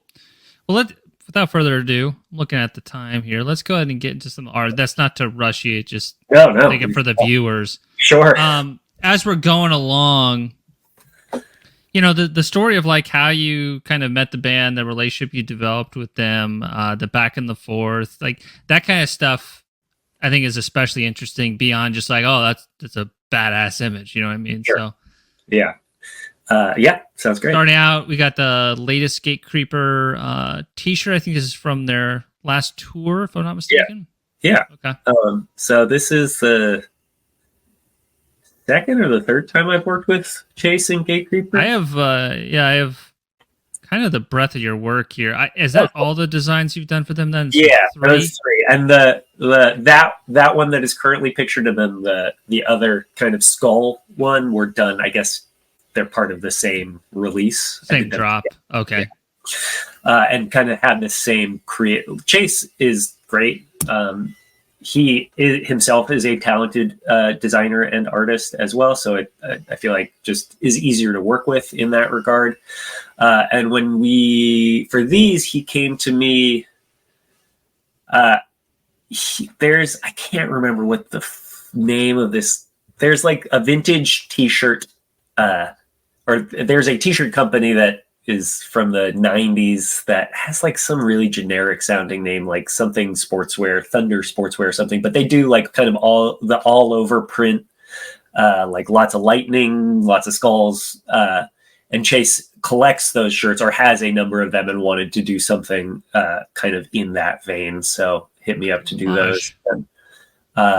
And so the initial plan was to do these, I think, as like somewhat all over prints, but I think that ended up being a little too difficult to source the printing for. But yeah, so that was kind of the general kind of creative for this, was like just like lightning. And I don't know, I feel like most of my work is like kind of like everybody working in metal is like making over the top work, but I feel like I kind of like my voice is almost like sarcastic sometimes, where it's just like, yeah, like let's cram as many skulls and as much lightning and stuff. Like so self-aware. There's a level of humor to your work that I like a lot, man. Totally. And it's like, I love all of this stuff, but at the same time, there's like a bit of a wink of like, this stuff is ridiculous, but that's why it's great.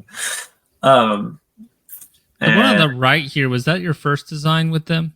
That was my first design with them, and I don't know how Chase found I think Chase just, we have mutual friends, and like he's work. Very in tune with like artists and graphic designers. I mean, like you said, he's just, well, I'm saying like I freaking know him. I don't, but literally half the people I have on the show have worked with him, so like vicariously. No, he's definitely he's knows, like tapped in, man. Yeah, 100%. And he himself has done a bunch of design and layout work for other bands that, like, my friend was in that band Bib. He'd done a bunch of work with them. So like, I feel like that was like a mutual friend kind of before even working with them. And then he's done some stuff for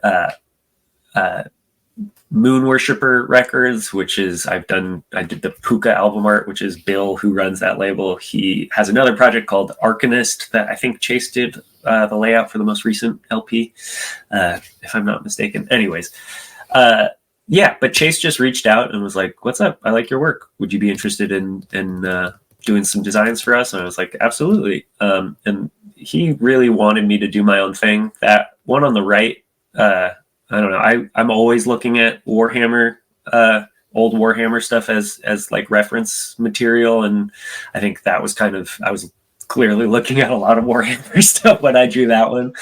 But it was, yeah, I don't know. I think that was, yeah, all of these were really fun to do, and I'm all I definitely love like metallic and like shine kind of stuff. You know, that's pretty common. Totally. Look, I'm not trying to like put you in a box when I make these comments by any means. No, I do love those things. Yeah. The other thing is, I feel like in your newer stuff, you have, I think this close up shows a little bit better, but you're doing a little bit more like textured grit on stuff. Have you shifted to that in like the last like year and a half? Yeah, I am definitely like, the difference, like, especially even if it's kind of, you can't see it as well at this scale, but like between that first great Gatecreeper design and these, is just that like my stippling or shading is definitely a bit chunkier now. And that was, I mean, that's like a aesthetic choice, but also, I don't know, I like started doing a lot more like airbrushy work in maybe like 5 or 6 years ago, and that is something that really resonated with me and is something that I am continuing to do. And that finer level of like airbrush shading, again, like as I was saying earlier, like everything I make, I pretty much without fail is like gonna get screen printed. And so the adjustment to just like kind of bigger grain was just after having a couple pieces that didn't print in the way that I was hoping they would print. Like either detail was lost or like colors kind of bled together. And so I was like, well, I feel like this is still like the same. Still the same process. I still approach the pieces the same. I know I have a better sense of how these are going to print, just knowing that the kind of detail is like, it's not even that they're less detailed, but that the detail itself is just a bit larger. Yeah. Oh, something I need to hear over and over again. Dude, I fall into the trap of just, it's not a trap. I mean, the things that are printed of my stuff ends up looking good, but like, I don't need to go to the smallest nib size. You know what I mean? It's like, I'm getting more aware of it, but sometimes I just get so locked into what's going to look best right in front of me. Totally. So what's going to look good in the final result. And that's, I just need to keep like, hit myself in the head every once in a while. It's really easy. Again, that's like a trap I feel like with working digitally, is that you in theory can like zoom in infinitely. So it's like you can obsess over levels of detail that once printed will never be visible to anybody. Yeah. I haven't really posted any work from this, but I spent the better part of the pandemic. I was doing a lot of freelance work with Adult Swim and around Rick and Morty, and I illustrated this like Where's Waldo style book, kind of like a seek and find book, but in like the Rick and Morty universe sort of. And it was, I mean, that I am a super detail oriented artist, and like having lots of detail is really important for me, but like I never really worked on that scale in terms of illustration. Like the illustrations themselves were just like much larger and more involved than anything I had done. And I had this realization where I was like obsessively like shading like things that once printed would have been like, I don't know, like a 1/4 inch square. And I was like, nobody's ever going to see this. Like, yeah. But I still like needed to do it. So I think that's also something I really have been enjoying about painting, is just like what you see is what you get. Like, it's like, I guess there's a varying degree of closeness that people are going to be looking at things, but it's like, you can't go in at like a pixel by pixel level and be like, well, this is wrong. I feel you. And then this is personal work, right? Yeah, this was actually a piece that started as a commission and then kind of just like went in a different, didn't even go the people. So I initially this started as, there's a like cannabis company called Jelly Wizard, who they're awesome and they have really cool branding, and they had seen my work and reached out to me about doing some sort of wizard related thing. And this is what I did, and it just, I think, ended up being slightly too fantasy, despite them like their branding is great, but it's definitely a bit more cartoon than what this was. But I was like, this fucking rules. I gotta finish this. And so I did, and I printed these as blacklight posters, which I had never. So a lot of my work uses like all of the like the King Gizzard poster and stuff. Like those are all using fluorescent inks, which are UV reactive. So if you get them under a blacklight, they glow. But this was the first thing I'd ever done that is like flocked, like traditional blacklight posters are. Right. And so it was a really, I don't know, that was a big bucket list thing. And the people, I printed it through this print shop who have printed a bunch of other kind of commission work that I had done for bands and stuff, called Oddities Print Shop in Kansas City. And they just nailed it. Jordan, and I'm forgetting the woman that works with him, but they just were a joy to work with, and were really excited about this. And that really showed in the finished printed piece. And I think they had done flocked stuff before, but I don't think necessarily at this scale. They nailed it. I'm huge fans of what they do, and I'm currently working on a bunch of other stuff that I will be printing with them. And it's just like personal work that you'll sell then for the public? Yeah, I'm kind of trying to figure out, again, like now that I'm freelance again full time, which is something that's kind of happened a few months ago. I am just kind of looking at. There's just a lot of work that I haven't had time to make, or things that I like merch I've wanted to make, and like I've made merch in the past, but it's not. I feel like my work has changed a lot since the last time I was like kind of in a position where I was making merch. So yeah, gonna be making. I have some t-shirts that I'm working on, some stickers. I'm making some like Magic the Gathering tokens. What else am I making? Yeah, some other stuff I can't remember. Yeah, dude. I love this piece. My favorite part is just like how you lit up the belly part, and like those circular shapes are just like so, they just speak to me, man. Like that bottom part of the tail, where it curves, and you can just see those bulbous shapes, and the way you have it's like an orange pink on that. Oh my god, it's like, thanks, man. That's just like one of my favorite textures, I guess you'd call it. I don't know. Sure. It's just like it. I love it so much. There's a Magic card that I have always loved. It's called Shivan Dragon. There's numerous art or variants and arts and printings, but the one by Melissa Benson, which I think is the original art, she similarly does something with her dragon like stomach that was, when I was drawing this, I was like, I want that. I want to do that, because that always really just like tickled me, for lack of, I don't know. I was always just like, that's so sick. And dragon, I don't know. I've drawn some dragons in the past, and dragons are hard. Dragons are hard. They're hard. I find them kind of easy because you can make up shit. You can make, the thing that I struggle with is like scale articulation, and like whether or not, like to what degree. It's like same thing with snakes, is just like, to what level of detail like do scales need to be rendered. And I was very pleased with how this one came out, with like the kind of like implication of scales without actually like going in and like drawing and shading scales individually. Totally. Well, it's a nice simplification, man. Yeah, totally.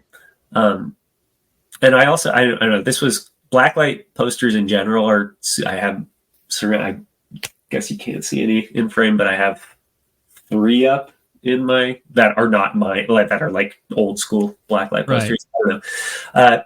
Blacklight art is just super influential to me, and has been recently, like outside of just color palette, just like the printing techniques and like some of the textures that are kind of done through the like overlay of flocking. And so it was really satisfying to kind of, it's something that I've been looking at for years, and it was really satisfying to kind of do my own take on it and see that come to life. Awesome, man. Yeah. The random small tangent. Sure. Do you remember the band Animosity? Very well. I'm there from San Francisco. Yeah, the Wizard shirt. No, I had a blacklight poster of the Animal album cover. Oh yeah, dude. And I got rid of it, and like that was in like college, and like fuck, man, I bet the thing goes for a shit ton of money now. But that was such a good poster, and it was flocked like you were talking about. Oh my god, I threw it away. Dude, so they're from San Francisco, and they're a bit older than me, but they're like friends of like my friends' brothers and sisters and stuff. Fun fact, I believe I don't know, this was like, I cannot confirm this, but it was told to me one time that I think Leo, who is the singer, drove either a replica or the original Wayne's World, like Wayne Mobile. Really? Yeah, I don't know how that came to be, but that was just like a piece of lore circulating around them. But yeah, that band was, outside of just like being a band that I liked, like their illustration, I don't actually know who did any of their illustration, but they had a number of shirts that I think I probably saw even before I'd listened to them that I was just like, I need to know what's up with these bands, because they had one shirt that I had that was like a wizard, kind of not unlike this. It was it's like a wizard doing something. But I think I remember that vaguely. I'll have to look it up. But yeah, dude, Animosity was like ahead of the merch game, and then just an awesome band too. Like it was kind of like a deathcore grind mix. Like there's really no band that sounds like. I mean, I guess Red Chord would be like the closest that kind of sound. Yeah, totally. Speaking of core, we're talking about some hardcore here. Yeah. First of all, I'm a big fan of hardcore. I watch it every Thursday. What they do and the vibe and the atmosphere that they have, I really admire it, and I want to do in my own way kind of what they do for art. Like basically not being so stiff. That's what I love about them. You know what I mean? So if there's one lesson for any podcasters, if you're watching, listen to them and how they just keep it loose and fun. Yeah, totally. I think that's what I get out of it for the most part. I just love the personalities. They just did, so Sound and Fury is happening now, and they did a live taping last night, I think, of Hardlore. That was like a Family Feud style game show. Nice. I did not go, but I saw photos today. It looked very cool. So you're working with Colin primarily then? Yeah, pretty much exclusive. I guess I've talked to Brody, the singer of God's Hate, but Colin is the one who's reached out for all of these projects. And yeah, Colin rules. He's another guy that I have yet to actually meet in person, despite we both live in Los Angeles. But I actually don't know. So, okay. The poster work that I've done, like for King Gizzard, for example, was through, there was a kind of an intermediary, that wasn't client direct. A lot of those larger bands have like merch agent kind of, or like agency behind them. And so the agency reached out to me about doing work for them. And the woman who, her name is Brittany, she lives in Los Angeles as well. And she had reached out about doing the work with King Gizzard, and she's best friends with Colin. And I think maybe through that, Colin saw my work. And so, yeah, I did that first God's Hate design on the right a couple of years ago. Over the top as hell. Yeah. Which again, is really, I think the more, every time I draw, I'm trying to like one up myself to a certain extent. I don't succeed, but I think wherever possible, I'm just trying to be as I love, it's not in an irreverent, or there's like an irreverent sense to it, but it's like, I love all of this imagery. I love all of this stuff. I love metal. I love hardcore, but there is a degree of kind of sarcasm in the way that I approach this stuff, of just how can I make this over the top to the point of almost being dumb. But that's also so much, I don't know, that's also what it's all about. And it's always I don't know, I'm thinking the first thing that came to mind, or I thought a lot about Rob Liefeld and kind of 90s cable comics when I was drawing this, and I was he's a perfect example where it's just let's give this guy as many pockets and as many artillery belts as possible. And looking at this, there's plenty of ways I could have made it even more over the top, but that's generally just kind of my guiding principle is let's make it kind of goofy. I think the other thing that we haven't really talked about too is you do a great job with the logo treatments, man. Thanks. You're not just I know my limitations. I'm a guy who draws on paper. I can think sometimes like a designer, but I'm not a designer. Sure. You add an element of design and pulling it all together that is very appealing and very professional. I admire it a lot. Thank you very much. That's cool to hear. I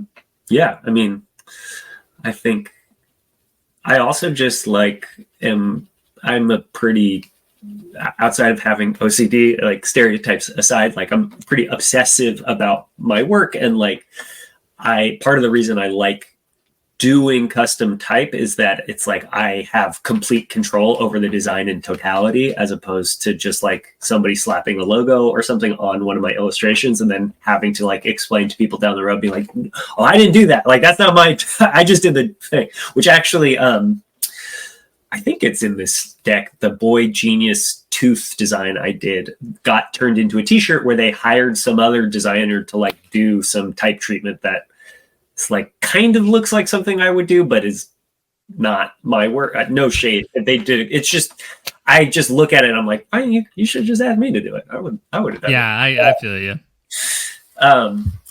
But yeah, I'm gonna do some more stuff, I think, with God's Hate and maybe Twitching Tongues, which is one of Colin's other bands. And the Hardlore thing, again, I'm super fortunate to work with all of these really cool people, and a number of people had reached. I kind of just didn't have it as my schedule just got really backed up because I was doing non-freelance work as well, and was kind of like just slowly accumulating projects. And so now that I'm back in kind of doing freelance full time, I'm really excited because there's all these projects that I've had kind of on the back burner, or like various commission pieces where I'm like, I'm coming, I promise, that I'm finally able to work on. So I don't know, for what it's worth, I haven't have a lot of shit coming. I'm about to have a lot of stuff to share on Instagram, which cool, I guess. Back to for your past conversation. Yeah.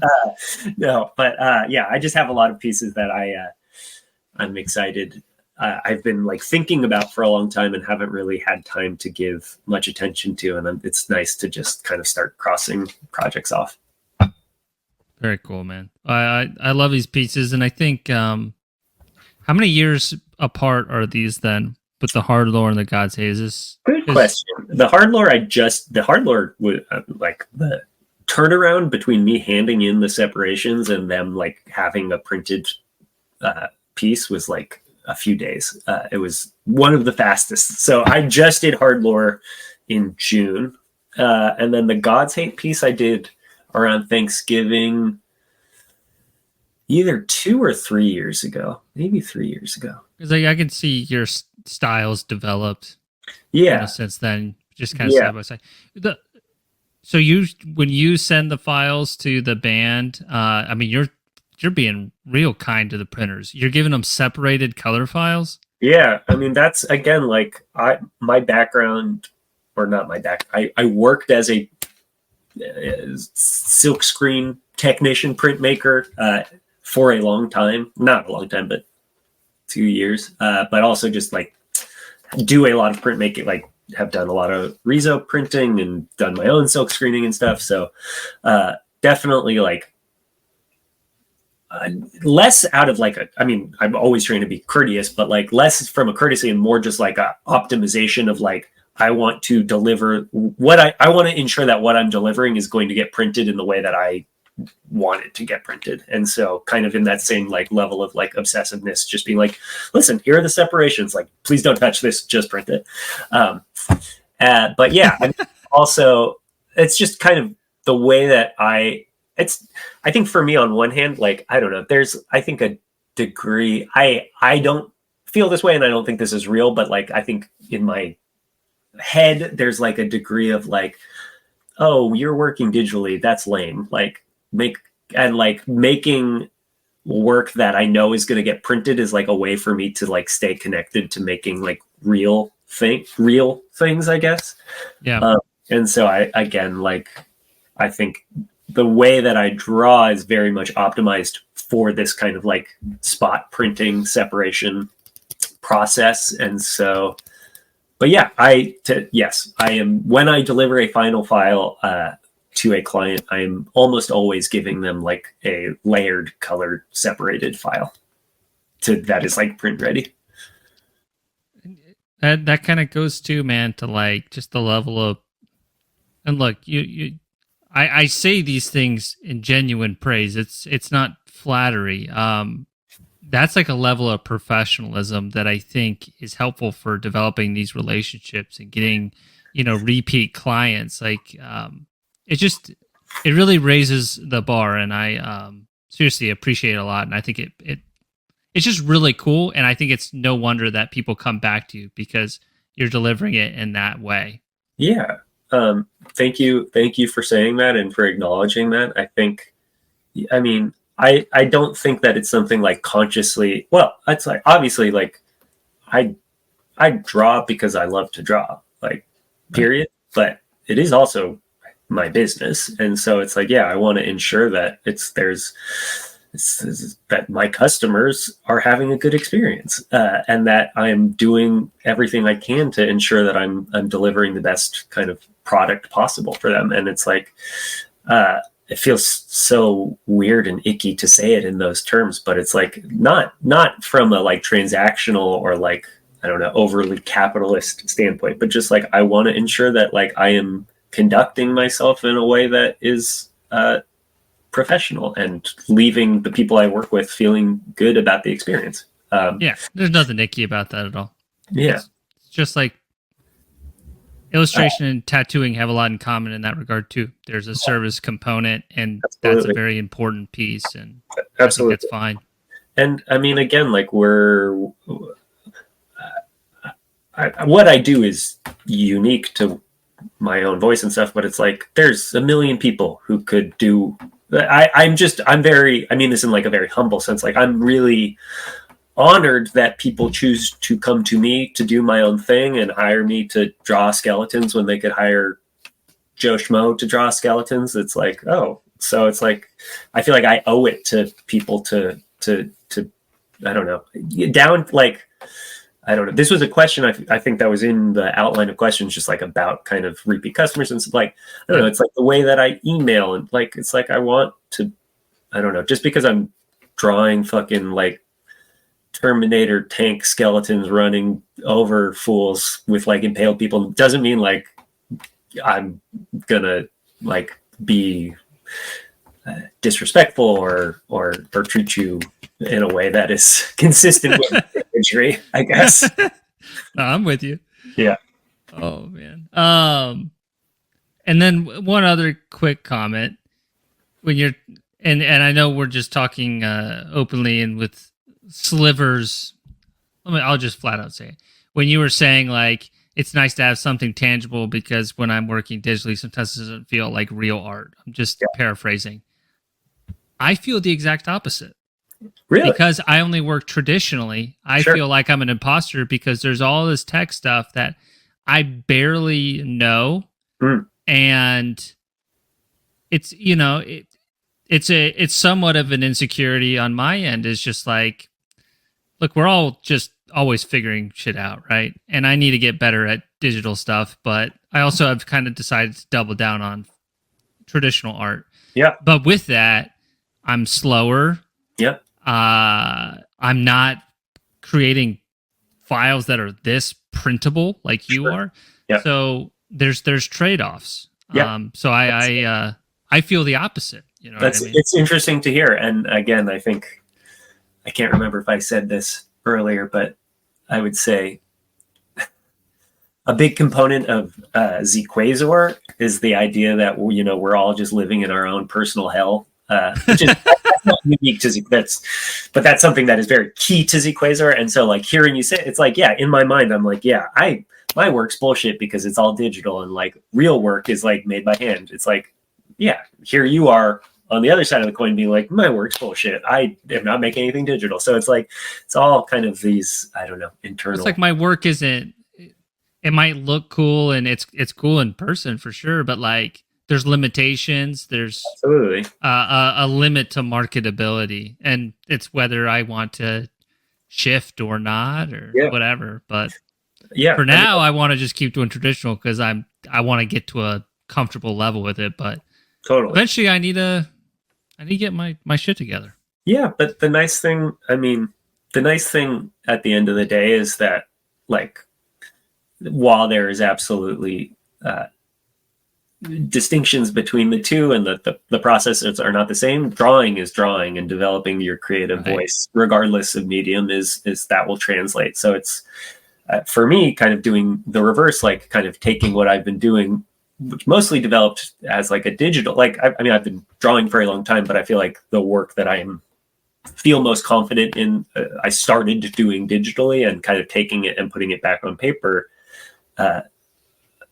Yeah, I don't know. I think part of it came from that same insecurity of being like, I need to like make real stuff. And I don't know. I have so much respect for people who make work on paper, because they're, with digital work, you can make as many mistakes as you want, and whereas there is a degree of permanence and finality to work on paper that I think is really intimidating, especially when you've gotten used to the automation of working digitally and the I don't know, the like, there's no net, or there's a small net.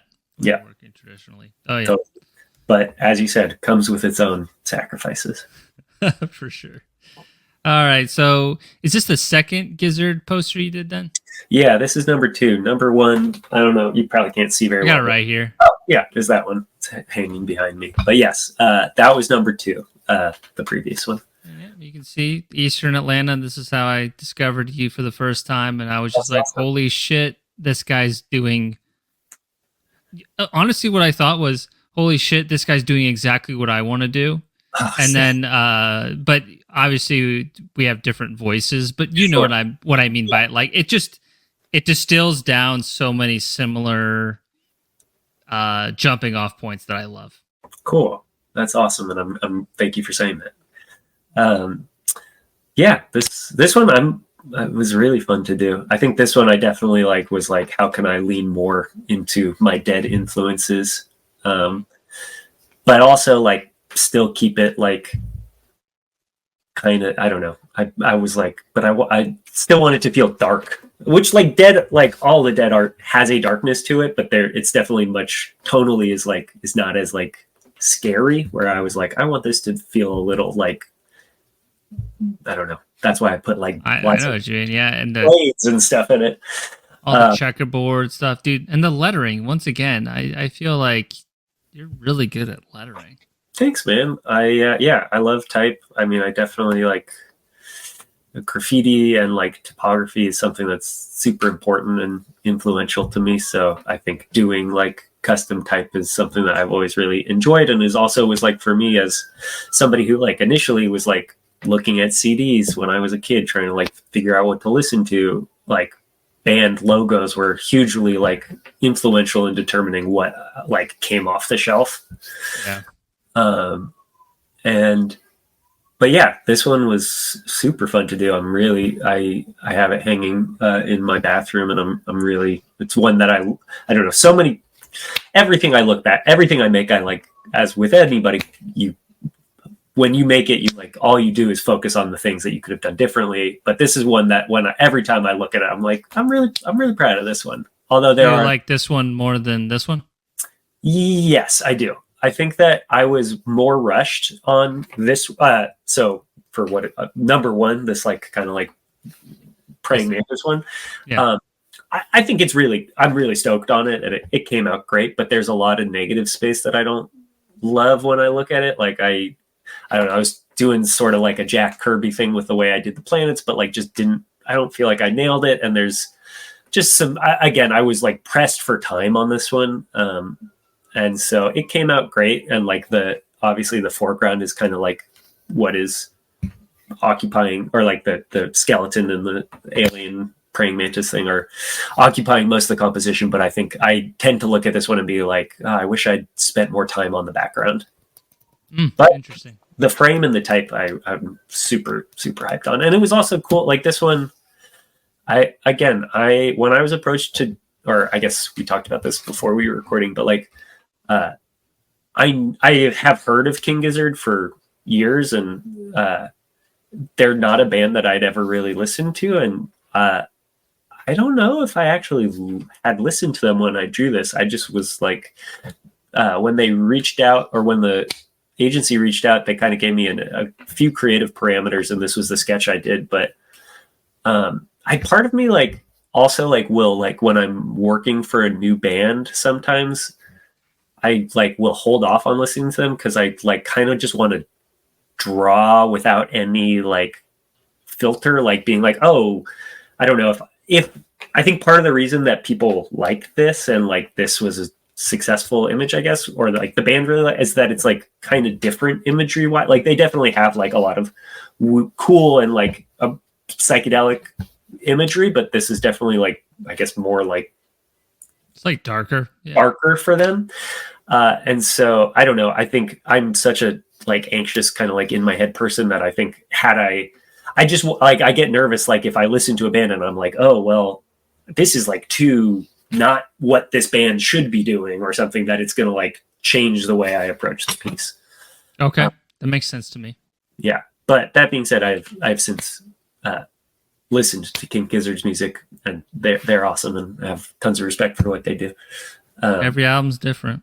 Yeah, dude, they're crazy. I didn't mean to cut you short on, so mention what you would have changed with this one, but like you said, you really love this one. Anything else you want to add? Oh, no. I think this one was just like, I think the level of shading and like pattern on this was like kind of intimidating. Like I knew I had an idea going into it of what I wanted it to look like, but was like unsure if I like had the technical ability to like realize that vision. And I'm very pleased with like, there's just like a lot of like lighting stuff in this that I was like kind of nervous about as I was like going back to what we were talking about earlier. There was, I feel like a very definite point in working on this where I hit the wall of like, fuck, this looks like shit. And I'm really glad that I stuck with it and like didn't kind of compromise. Like I think there was a point where I like was like, I should just like, I'm like pressed for time. Like I don't need to do all this checkerboard shit, or I don't need to do the like patterning in the clothing. And I'm really glad that I muscled it out because it was it came out really cool. Sick. All right, so we got 3 here, all related to Maynard. Or yeah, Maynard. It's hard for me to say that. The thing on the left is Santa. So there were a ton of artists in the poster scene. I'll just summarize it that way, that did different variants of it. And I remember seeing a lot of really cool images. Were you working with the same contact for all of these then? Like, how did that all come to be? Yeah, same company. I think the two Puscifer, the two Puscifer posters were with Brittany, who had reached out about the King Gizzard stuff, and then the Sesenta was with another person from within that company. Okay. But it's a small company. And they represent Puscifer and Primus, I guess. These were really fun to do. The Sesenta, I mean, the two Puscifer ones are kind of like more connected. The Sesenta one, I mean, outside of the Maynard connection, like, I don't know, the Puscifer ones, I know that the band is like super into alien imagery and kind of has like a Men in Black kind of thing going. And so I don't know, I have been listening, as I mentioned, to like lots of new age and kind of like ambient kind of cosmic music, and so much of that, there's just so much cool like new age alien intersection, and that I wanted to like do my pass at that. Cool. And so yeah, those ones I'm the dolphin one especially really pleased with how that came out. It was, I am endlessly thankful for Brittany like kind of just trusting me to like get weird with it and do my own thing. And then the Sesenta. This is just the episode where we're just butchering, there's just so much. I live in my little room, and there's Santa, so much. you got this. Yeah. Undergang. Back to this. It's the umlaut that really throws me for a loop. But yeah, the Sesanta one was really fun. I think the thing that it was really fun to do, and the final came out great.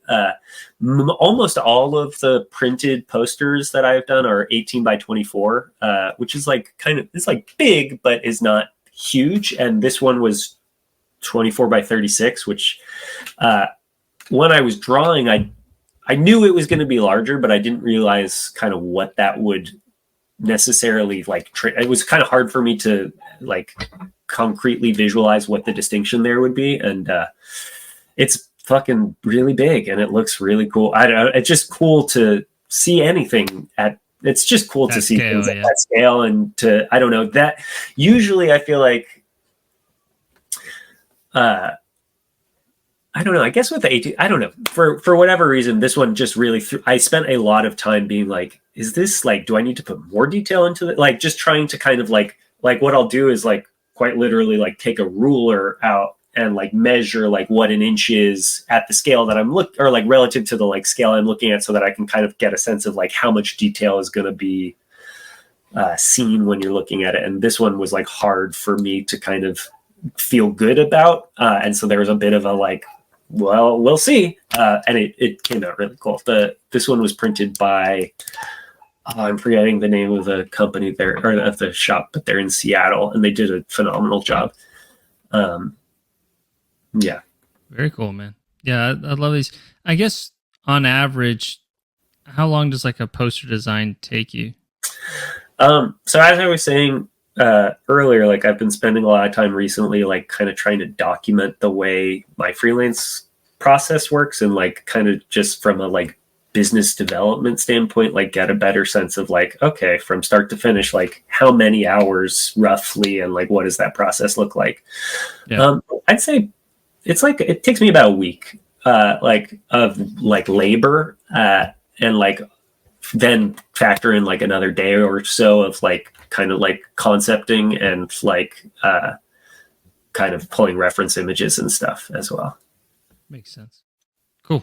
Thanks. Yeah. Just a couple. Some of these are kind of like older work. I just wanted to include just so you can kind of see the progression too. Totally. These are both noteworthy pieces. I think the dragon, I don't know. I've always loved fantasy. Like, as I said, I've been playing Magic the Gathering pretty much every day since I was like 8, give or take a couple of years where I was too cool. But I never like, and then simultaneously was always drawing, but like there was a long period where I was like, I'm not a fantasy artist, or like I don't make fantasy art. Not in like a pejorative sense, more in like a longing sense, just being like the way that I draw and like my aesthetic sensibilities like just don't line up. And I feel like I had this like kind of come to Jesus moment. I don't know. It was like, it's all been right in front of me the whole time, but I just had this moment of like, I can't remember what I was looking at, or I don't even know if it was like a singular moment of revelation, or as much of maybe more of a seeping in, but like just that, like finding this intersection between like metal album art and fantasy Magic the Gathering art and like underground art and blacklight posters, and just kind of like realizing like, I don't know. I feel like I spent a portion of my career being like, man, I wish I was born in like 1985, or excuse me, I wish I was working in like 1985 so that I could just like be a fantasy artist, or like be working in that industry in a way that doesn't exist anymore. And then I was like, oh wait, shut up, you totally can just like draw dragons, dude. And so this was like that dragon on the left, I feel like was, I don't know, I kind of hate this drawing. Like it's fine, it's whatever. Like people, I'm working on more dragons, let's put it that way. But like I think this is super important for me to do, and I think at the time I was really excited about it, because it was like, oh wait, I can like do this thing that I kind of have been telling myself I can't do. But like, I don't know, looking at it with the lens of 2024 Josh, I'm like, wow, this fucking sucks, dude. I can zoom in if you want. Yeah, please. I mean, you've obviously developed still good composition. I mean, and I like it. Like, but yeah, when you see where you're at now, I understand. Yeah, totally. But that's just like, I don't know. I think as you just got to make a lot of bad stuff to get to a place where you feel like, I mean, I'm sure that in 5 years from now, I'll be looking at the stuff that I like just sent you that I was like, oh, this is like the new stuff that I just did, and I'm sure I'll be sitting here being like, man, that fucking sucks. But also, there's so much about this dragon piece that is great, and I love. And then the Mishka piece, which is MNWKA, or I don't know, Mishka is they're a streetwear brand that has been around. I have kind of an interesting like full circle relationship with them in that when I lived in New York, I like dropped out of school for a little bit and was like interning for Mishka, kind of I would say at like the peak of their popularity, which would have been, or not the peak, but they were really like, they had multiple storefronts. I think they had one in New York, one in Japan, and maybe one other one. And they were like one of the first, I don't know, I'm not super cued into like the streetwear world or like history of that stuff, but I feel like they really like kind of ushered in a new era and were just like, they were everywhere in New York and kind of in the US for a really long time, and were such a cool company with such amazing creative. And I got a job interning just like as a kind of like design assistant, and that was really cool, and like kind of my first insight to like what like this could be as a career. And there were so many people, like Skinner was like doing work with them initially, and you never know how to pronounce, kind of on trend with the pronunciation. L'Amour Supreme is another artist who did a lot of work with them and was always hanging out there. Johnny Ryan was doing a bunch of stuff with them. Like they just had their pulse on everything that was cool. And then also the in-house team, Michael, who is like the creative director, and then Mike Jones, who is like one of the lead art directors, who I still have a relationship with, and was kind of my like oversaw me. They were just like super talented and had such an amazing space. Like when I first started working for them, they were working out of a like converted apartment unit, but it was just like Greg Mishka, who still runs the company, is like an amazing guy and toy collector, and was just like such a, I don't know, going and seeing that space, it was like everything that I wanted. I was like, I want this. How do I become this? Like, how do I make this my professional reality? Like, these guys are so cool. This space is so cool. And they're just like making amazing t-shirts. And so that, I was 19 when that happened, and I did that for like 6 months. And then I did this. So Mike Jones, who no longer works with, I don't totally know. I think he's still doing freelance stuff. I'm not sure what his involvement is with Mishka, but he was an art director when I was there. He and I kept in touch. He lives in Los Angeles now. He's an amazing illustrator, and I can't remember when this piece came about, but maybe like 5 years ago, reached out to me about doing some pieces for Mishka. And it was just, for me, really, it just felt like full circle in a way that was really affirming for me, where I was like, cool, I wish I could go back and tell like 19-year-old me that I'm getting hired to do stuff for this company, because it would mean a lot. That's awesome, man. Yeah. Couple, I think we have a few more slides. Liquid Death on the right here. I've noticed a lot of people who've done work with Adult Swim also have done work with Liquid Death. Is there a connection there? There is. I think a number of people who were art directors, or at least I think I can say my friend Stu Goley, who is one of the art directors who, when I worked with a lot with Adult Swim, was one of the art directors I worked with. He works at Liquid Death now as an art director. Okay. That being said, I actually did not work. I think he has probably brought a number of people over, but I worked with, I can't remember the name. I know what his Instagram name is, but I worked with a different art director on this project. Air Void is his Instagram name, and I'm forgetting his human name. But yeah, their creative is phenomenal always. They're awesome. Like, they have such a cool vision for the brand, and have since its inception. Like Will Carsola, who is, I guess, the creative director, is also an Adult Swim. He did Mr. Pickles, and so that's also kind of like an Adult Swim intersection. But yeah, I mean, I feel like nobody needs any introduction to why Liquid Death is cool, but they just this one They just are. they just The are. printing the vinyl of people complaining about their water or whatever, that was brilliant. And it was, I forget everything about it. What was it? Well, so the project that you're talking about, they took, I think initially it was just like comments and then wrote music and had people like sing the hate comments. I think Yeah.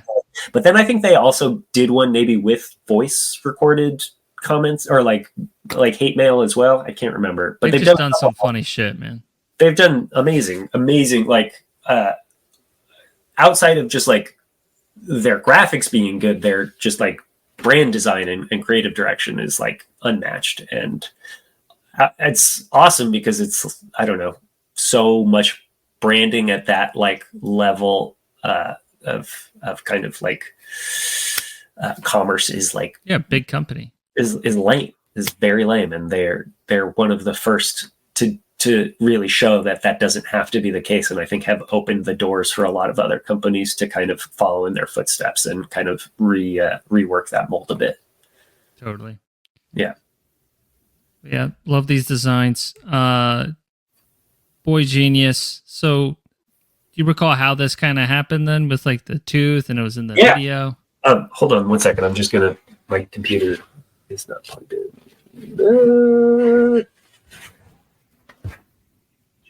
We don't have a computer charger. Well, we got, okay. My computer battery is running low, and I am a dummy and left my computer charger upstairs. Go grab it. That's fine. Okay, are you sure? Yeah, totally. Okay. Get back. All right. Success. All right, and start. So, tell me about this Boy Genius. How did this all come together with the design for the monster trucks here? So my wife produced this music video. Cool. Yeah. And so was very involved at all stages of the project, or she was. And, so this was part of, so Kristen Stewart directed 3 videos. There was like, I think it was 3 of the 4 songs on the album. And so the monster truck one is the Phoebe Bridgers sings the song, I think entirely. It's like her song, I guess. And she had this idea, Phoebe had this idea of like wanting to shoot in the middle of like a kind of demolition derby monster truck kind of style arena. And so, my wife like kind of made all of that happen. It was very cool to like watch her kind of put all this together. And she, I can't remember. It's a ton of work. It was a ton of work, and it was this video specifically like had some I can't remember what happened. There was like shot during the winter when it was raining a lot here, and the arena that they were shooting in like flooded, so they had to like, I don't know. There was just a number of snafus, and also, as I'm sure you can, if you haven't seen the music video, the kind of creative is that Phoebe is standing in the center of like the arena with like multiple monster trucks like doing tricks around her and stuff, which was all done practically. You got I think the entire really good drivers, stunt drivers, all that shit. Yeah, and it's pretty much all one shot too. It's like a slow zoom on her, and with these like monster trucks doing these crazy tricks in the background. And so Maggie got to work with she found this guy. I mean, in Los Angeles, unsurprisingly, there are a number of people who are like loan out monster, or like they're like film adjacent monster truck companies. But this guy that she worked with, I think his name was like Terry, but like he was like the real deal, had been doing monster truck, building his own monster trucks and racing or driving monster trucks for like 30 years. And I can't remember what trucks he had driven. They had some crazy trucks. I didn't actually end up going to set, which I very much regret, but they had some pretty like famous trucks in their like kind of stable of vehicles. But the way that I got involved, I mean, they just needed a graphic and Maggie, I can't remember. So the tooth specifically is like all the band members have a tooth tattoo, I think.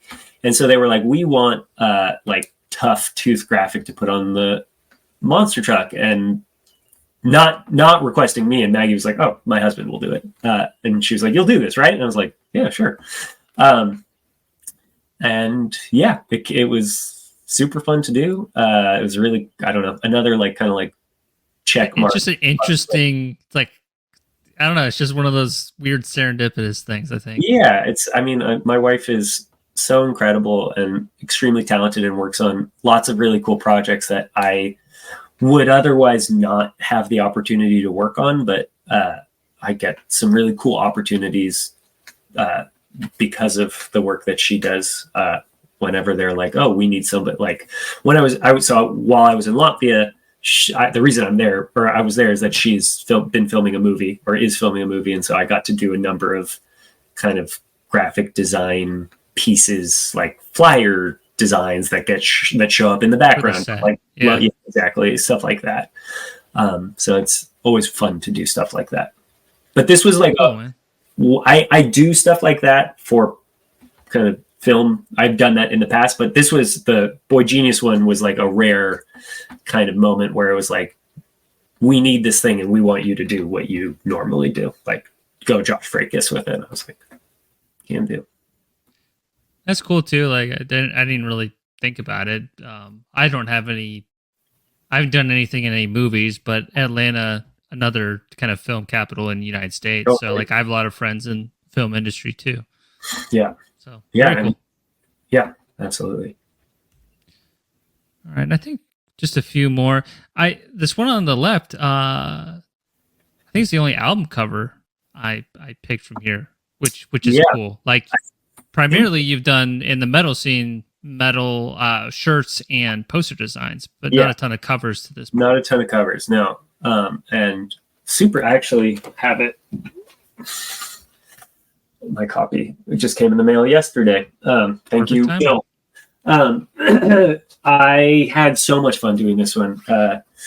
Bill, who runs Moon Worshipper and also is he has a million bands, all of which rock. But this was one that spoke to me. I don't know, I've always been into like raw black metal stuff, and this project is it's just like a really interesting take on what can sometimes feel like kind of a stale genre.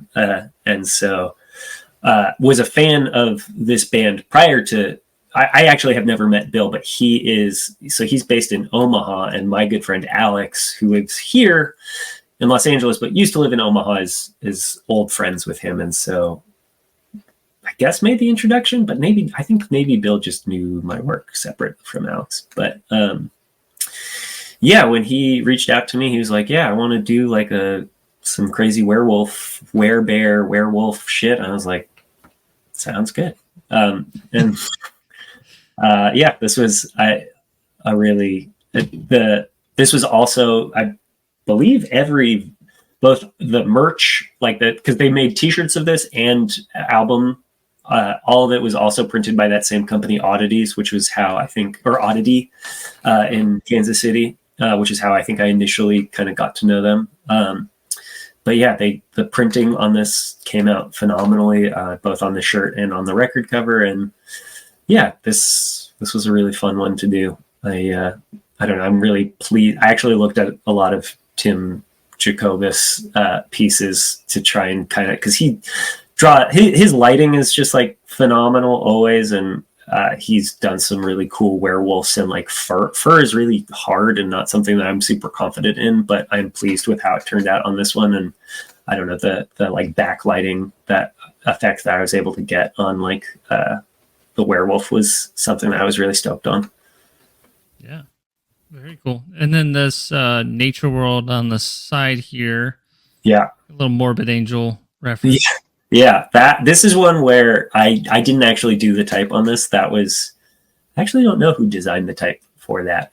But Andres, who runs Nature World, was like, he already had the like Morbid Angel type treatment done, and was like, he had, I think, followed my work and wanted to reach out or had reached out about another project that was like, you're perfect for this. So yeah, this one was super fun. I looked at, I'm super stoked on how this one turned out. And I don't know, I don't really draw a lot of humans, and was kind of nervous to do so. And I'm stoked. I don't know. I looked at, there's a Magic the Gathering artist, what's his name? Ron Spencer, who draws humans and like kind of like, I don't know, this feels kind of like 90s comic booky to me in a way, like the muscle articulation and stuff, like kind of being like really over the top. And so I don't know, I looked at a lot of Ron Spencer cards for like kind of inspiration on the anatomy. Yeah. Cool. Yeah, I think Ron Spencer, he was on that Instagram account where they do the magic cards every day. I think I see his name a lot. 100%. He's done some iconically like dark stuff, dark magic. So this is all new stuff. Some of it. Yeah, none of this. It's not released as the day we're talking now, but yeah, I hope it should all be out. I hope nobody is upset with me for including this in this talk, but yeah, all of this is stuff that I kind of have finished in the past few months that I'm really stoked on. Skateboards on the left are for this company Death Wish that are amazing, and I've always doing skateboards. I mean, I am a bad skateboarder, but it's something that I've always loved. So doing decks and getting paid to do decks is something that has always been something that I've wanted to do since I was a little kid. So Death Wish, this is my second deck series with them, and I'm about to get started on a third, but that was just like a huge win for me career wise. Like felt really cool to do. And also it's like Death Wish is cool because they're like, I don't know, skateboarding is a kind of not a world that I'm super involved in, but I don't know, their brand like sensibility is like, it was an easy fit for me. Like the last series I did for them, which is not pictured here, was another like kind of fantasy art thing, and that was really fun to do. And then the design in the center is for a YouTuber, Meat Canyon. Oh yeah, Hunter, right? Yeah, he had seen my work through, I think, some of the work I'd done with Gatecreeper and reached out.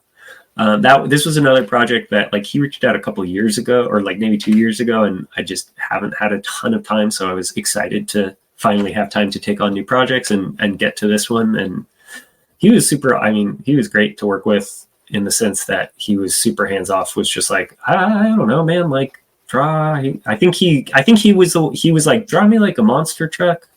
Like, yeah. I was like, okay. I'm a big fan. I watched like Meat Canyon, Papa Meat stuff. Yeah. And I've heard a lot of good things of working with him. He's a nice guy. When he reached out, initially I was unfamiliar with his YouTube channel, but then went and watched a bunch of stuff, and he's incredible and is so good at what he does. And so I was really excited to do this design for him.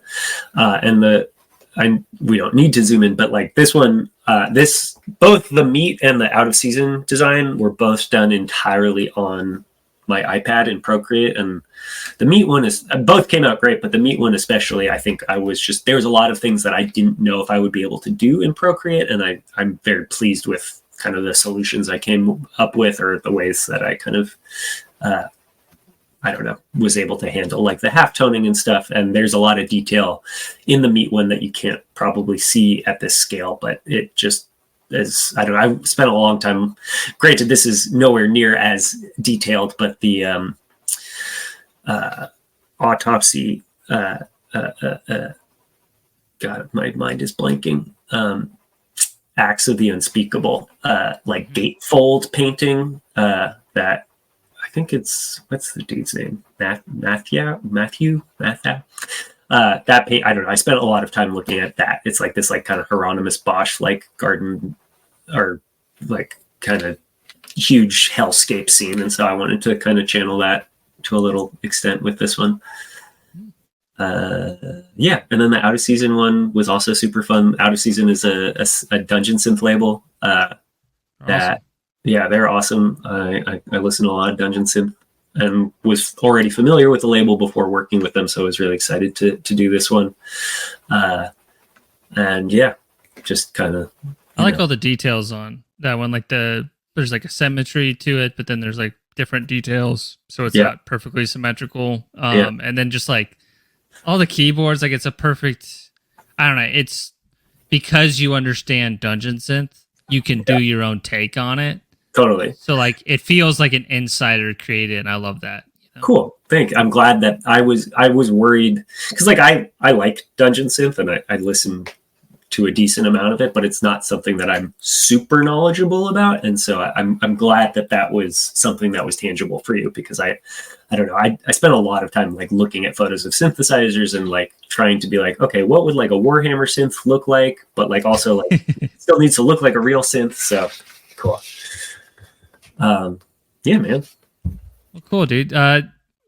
Cool if we wrap the slides up there. Yeah, please. I think I've done more talking about myself than I ever have done in my life, so I'm happy to stop. Oh no, man, it's been a pleasure, dude, and I'm sure everybody watching, if you haven't already, please follow Josh online. It sounds like he's got a lot of cool things coming in terms of like personal stuff that you can buy, and then commission work with bands that we love. But as we kind of wrap up, we touched on a lot of things, man. We've kind of covered the whole gamut, but maybe what's 1-2 pieces of like parting advice for aspiring artists or just the audience in general?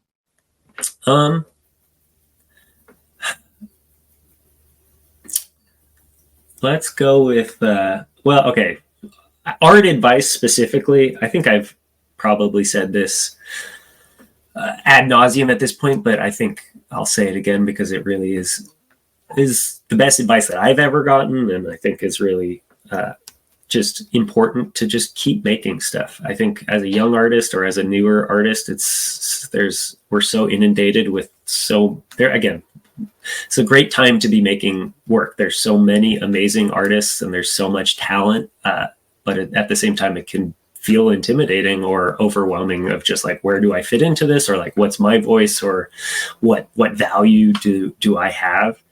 And I think first of all, like making art shouldn't be something that is purely transactional. Like that shouldn't be the lens you're looking through it, but make art because it makes you happy. But that being said, I make art all the time and it doesn't. I mean, making art makes me happy, but at plenty of times as I'm working, I'm like, why do I do this?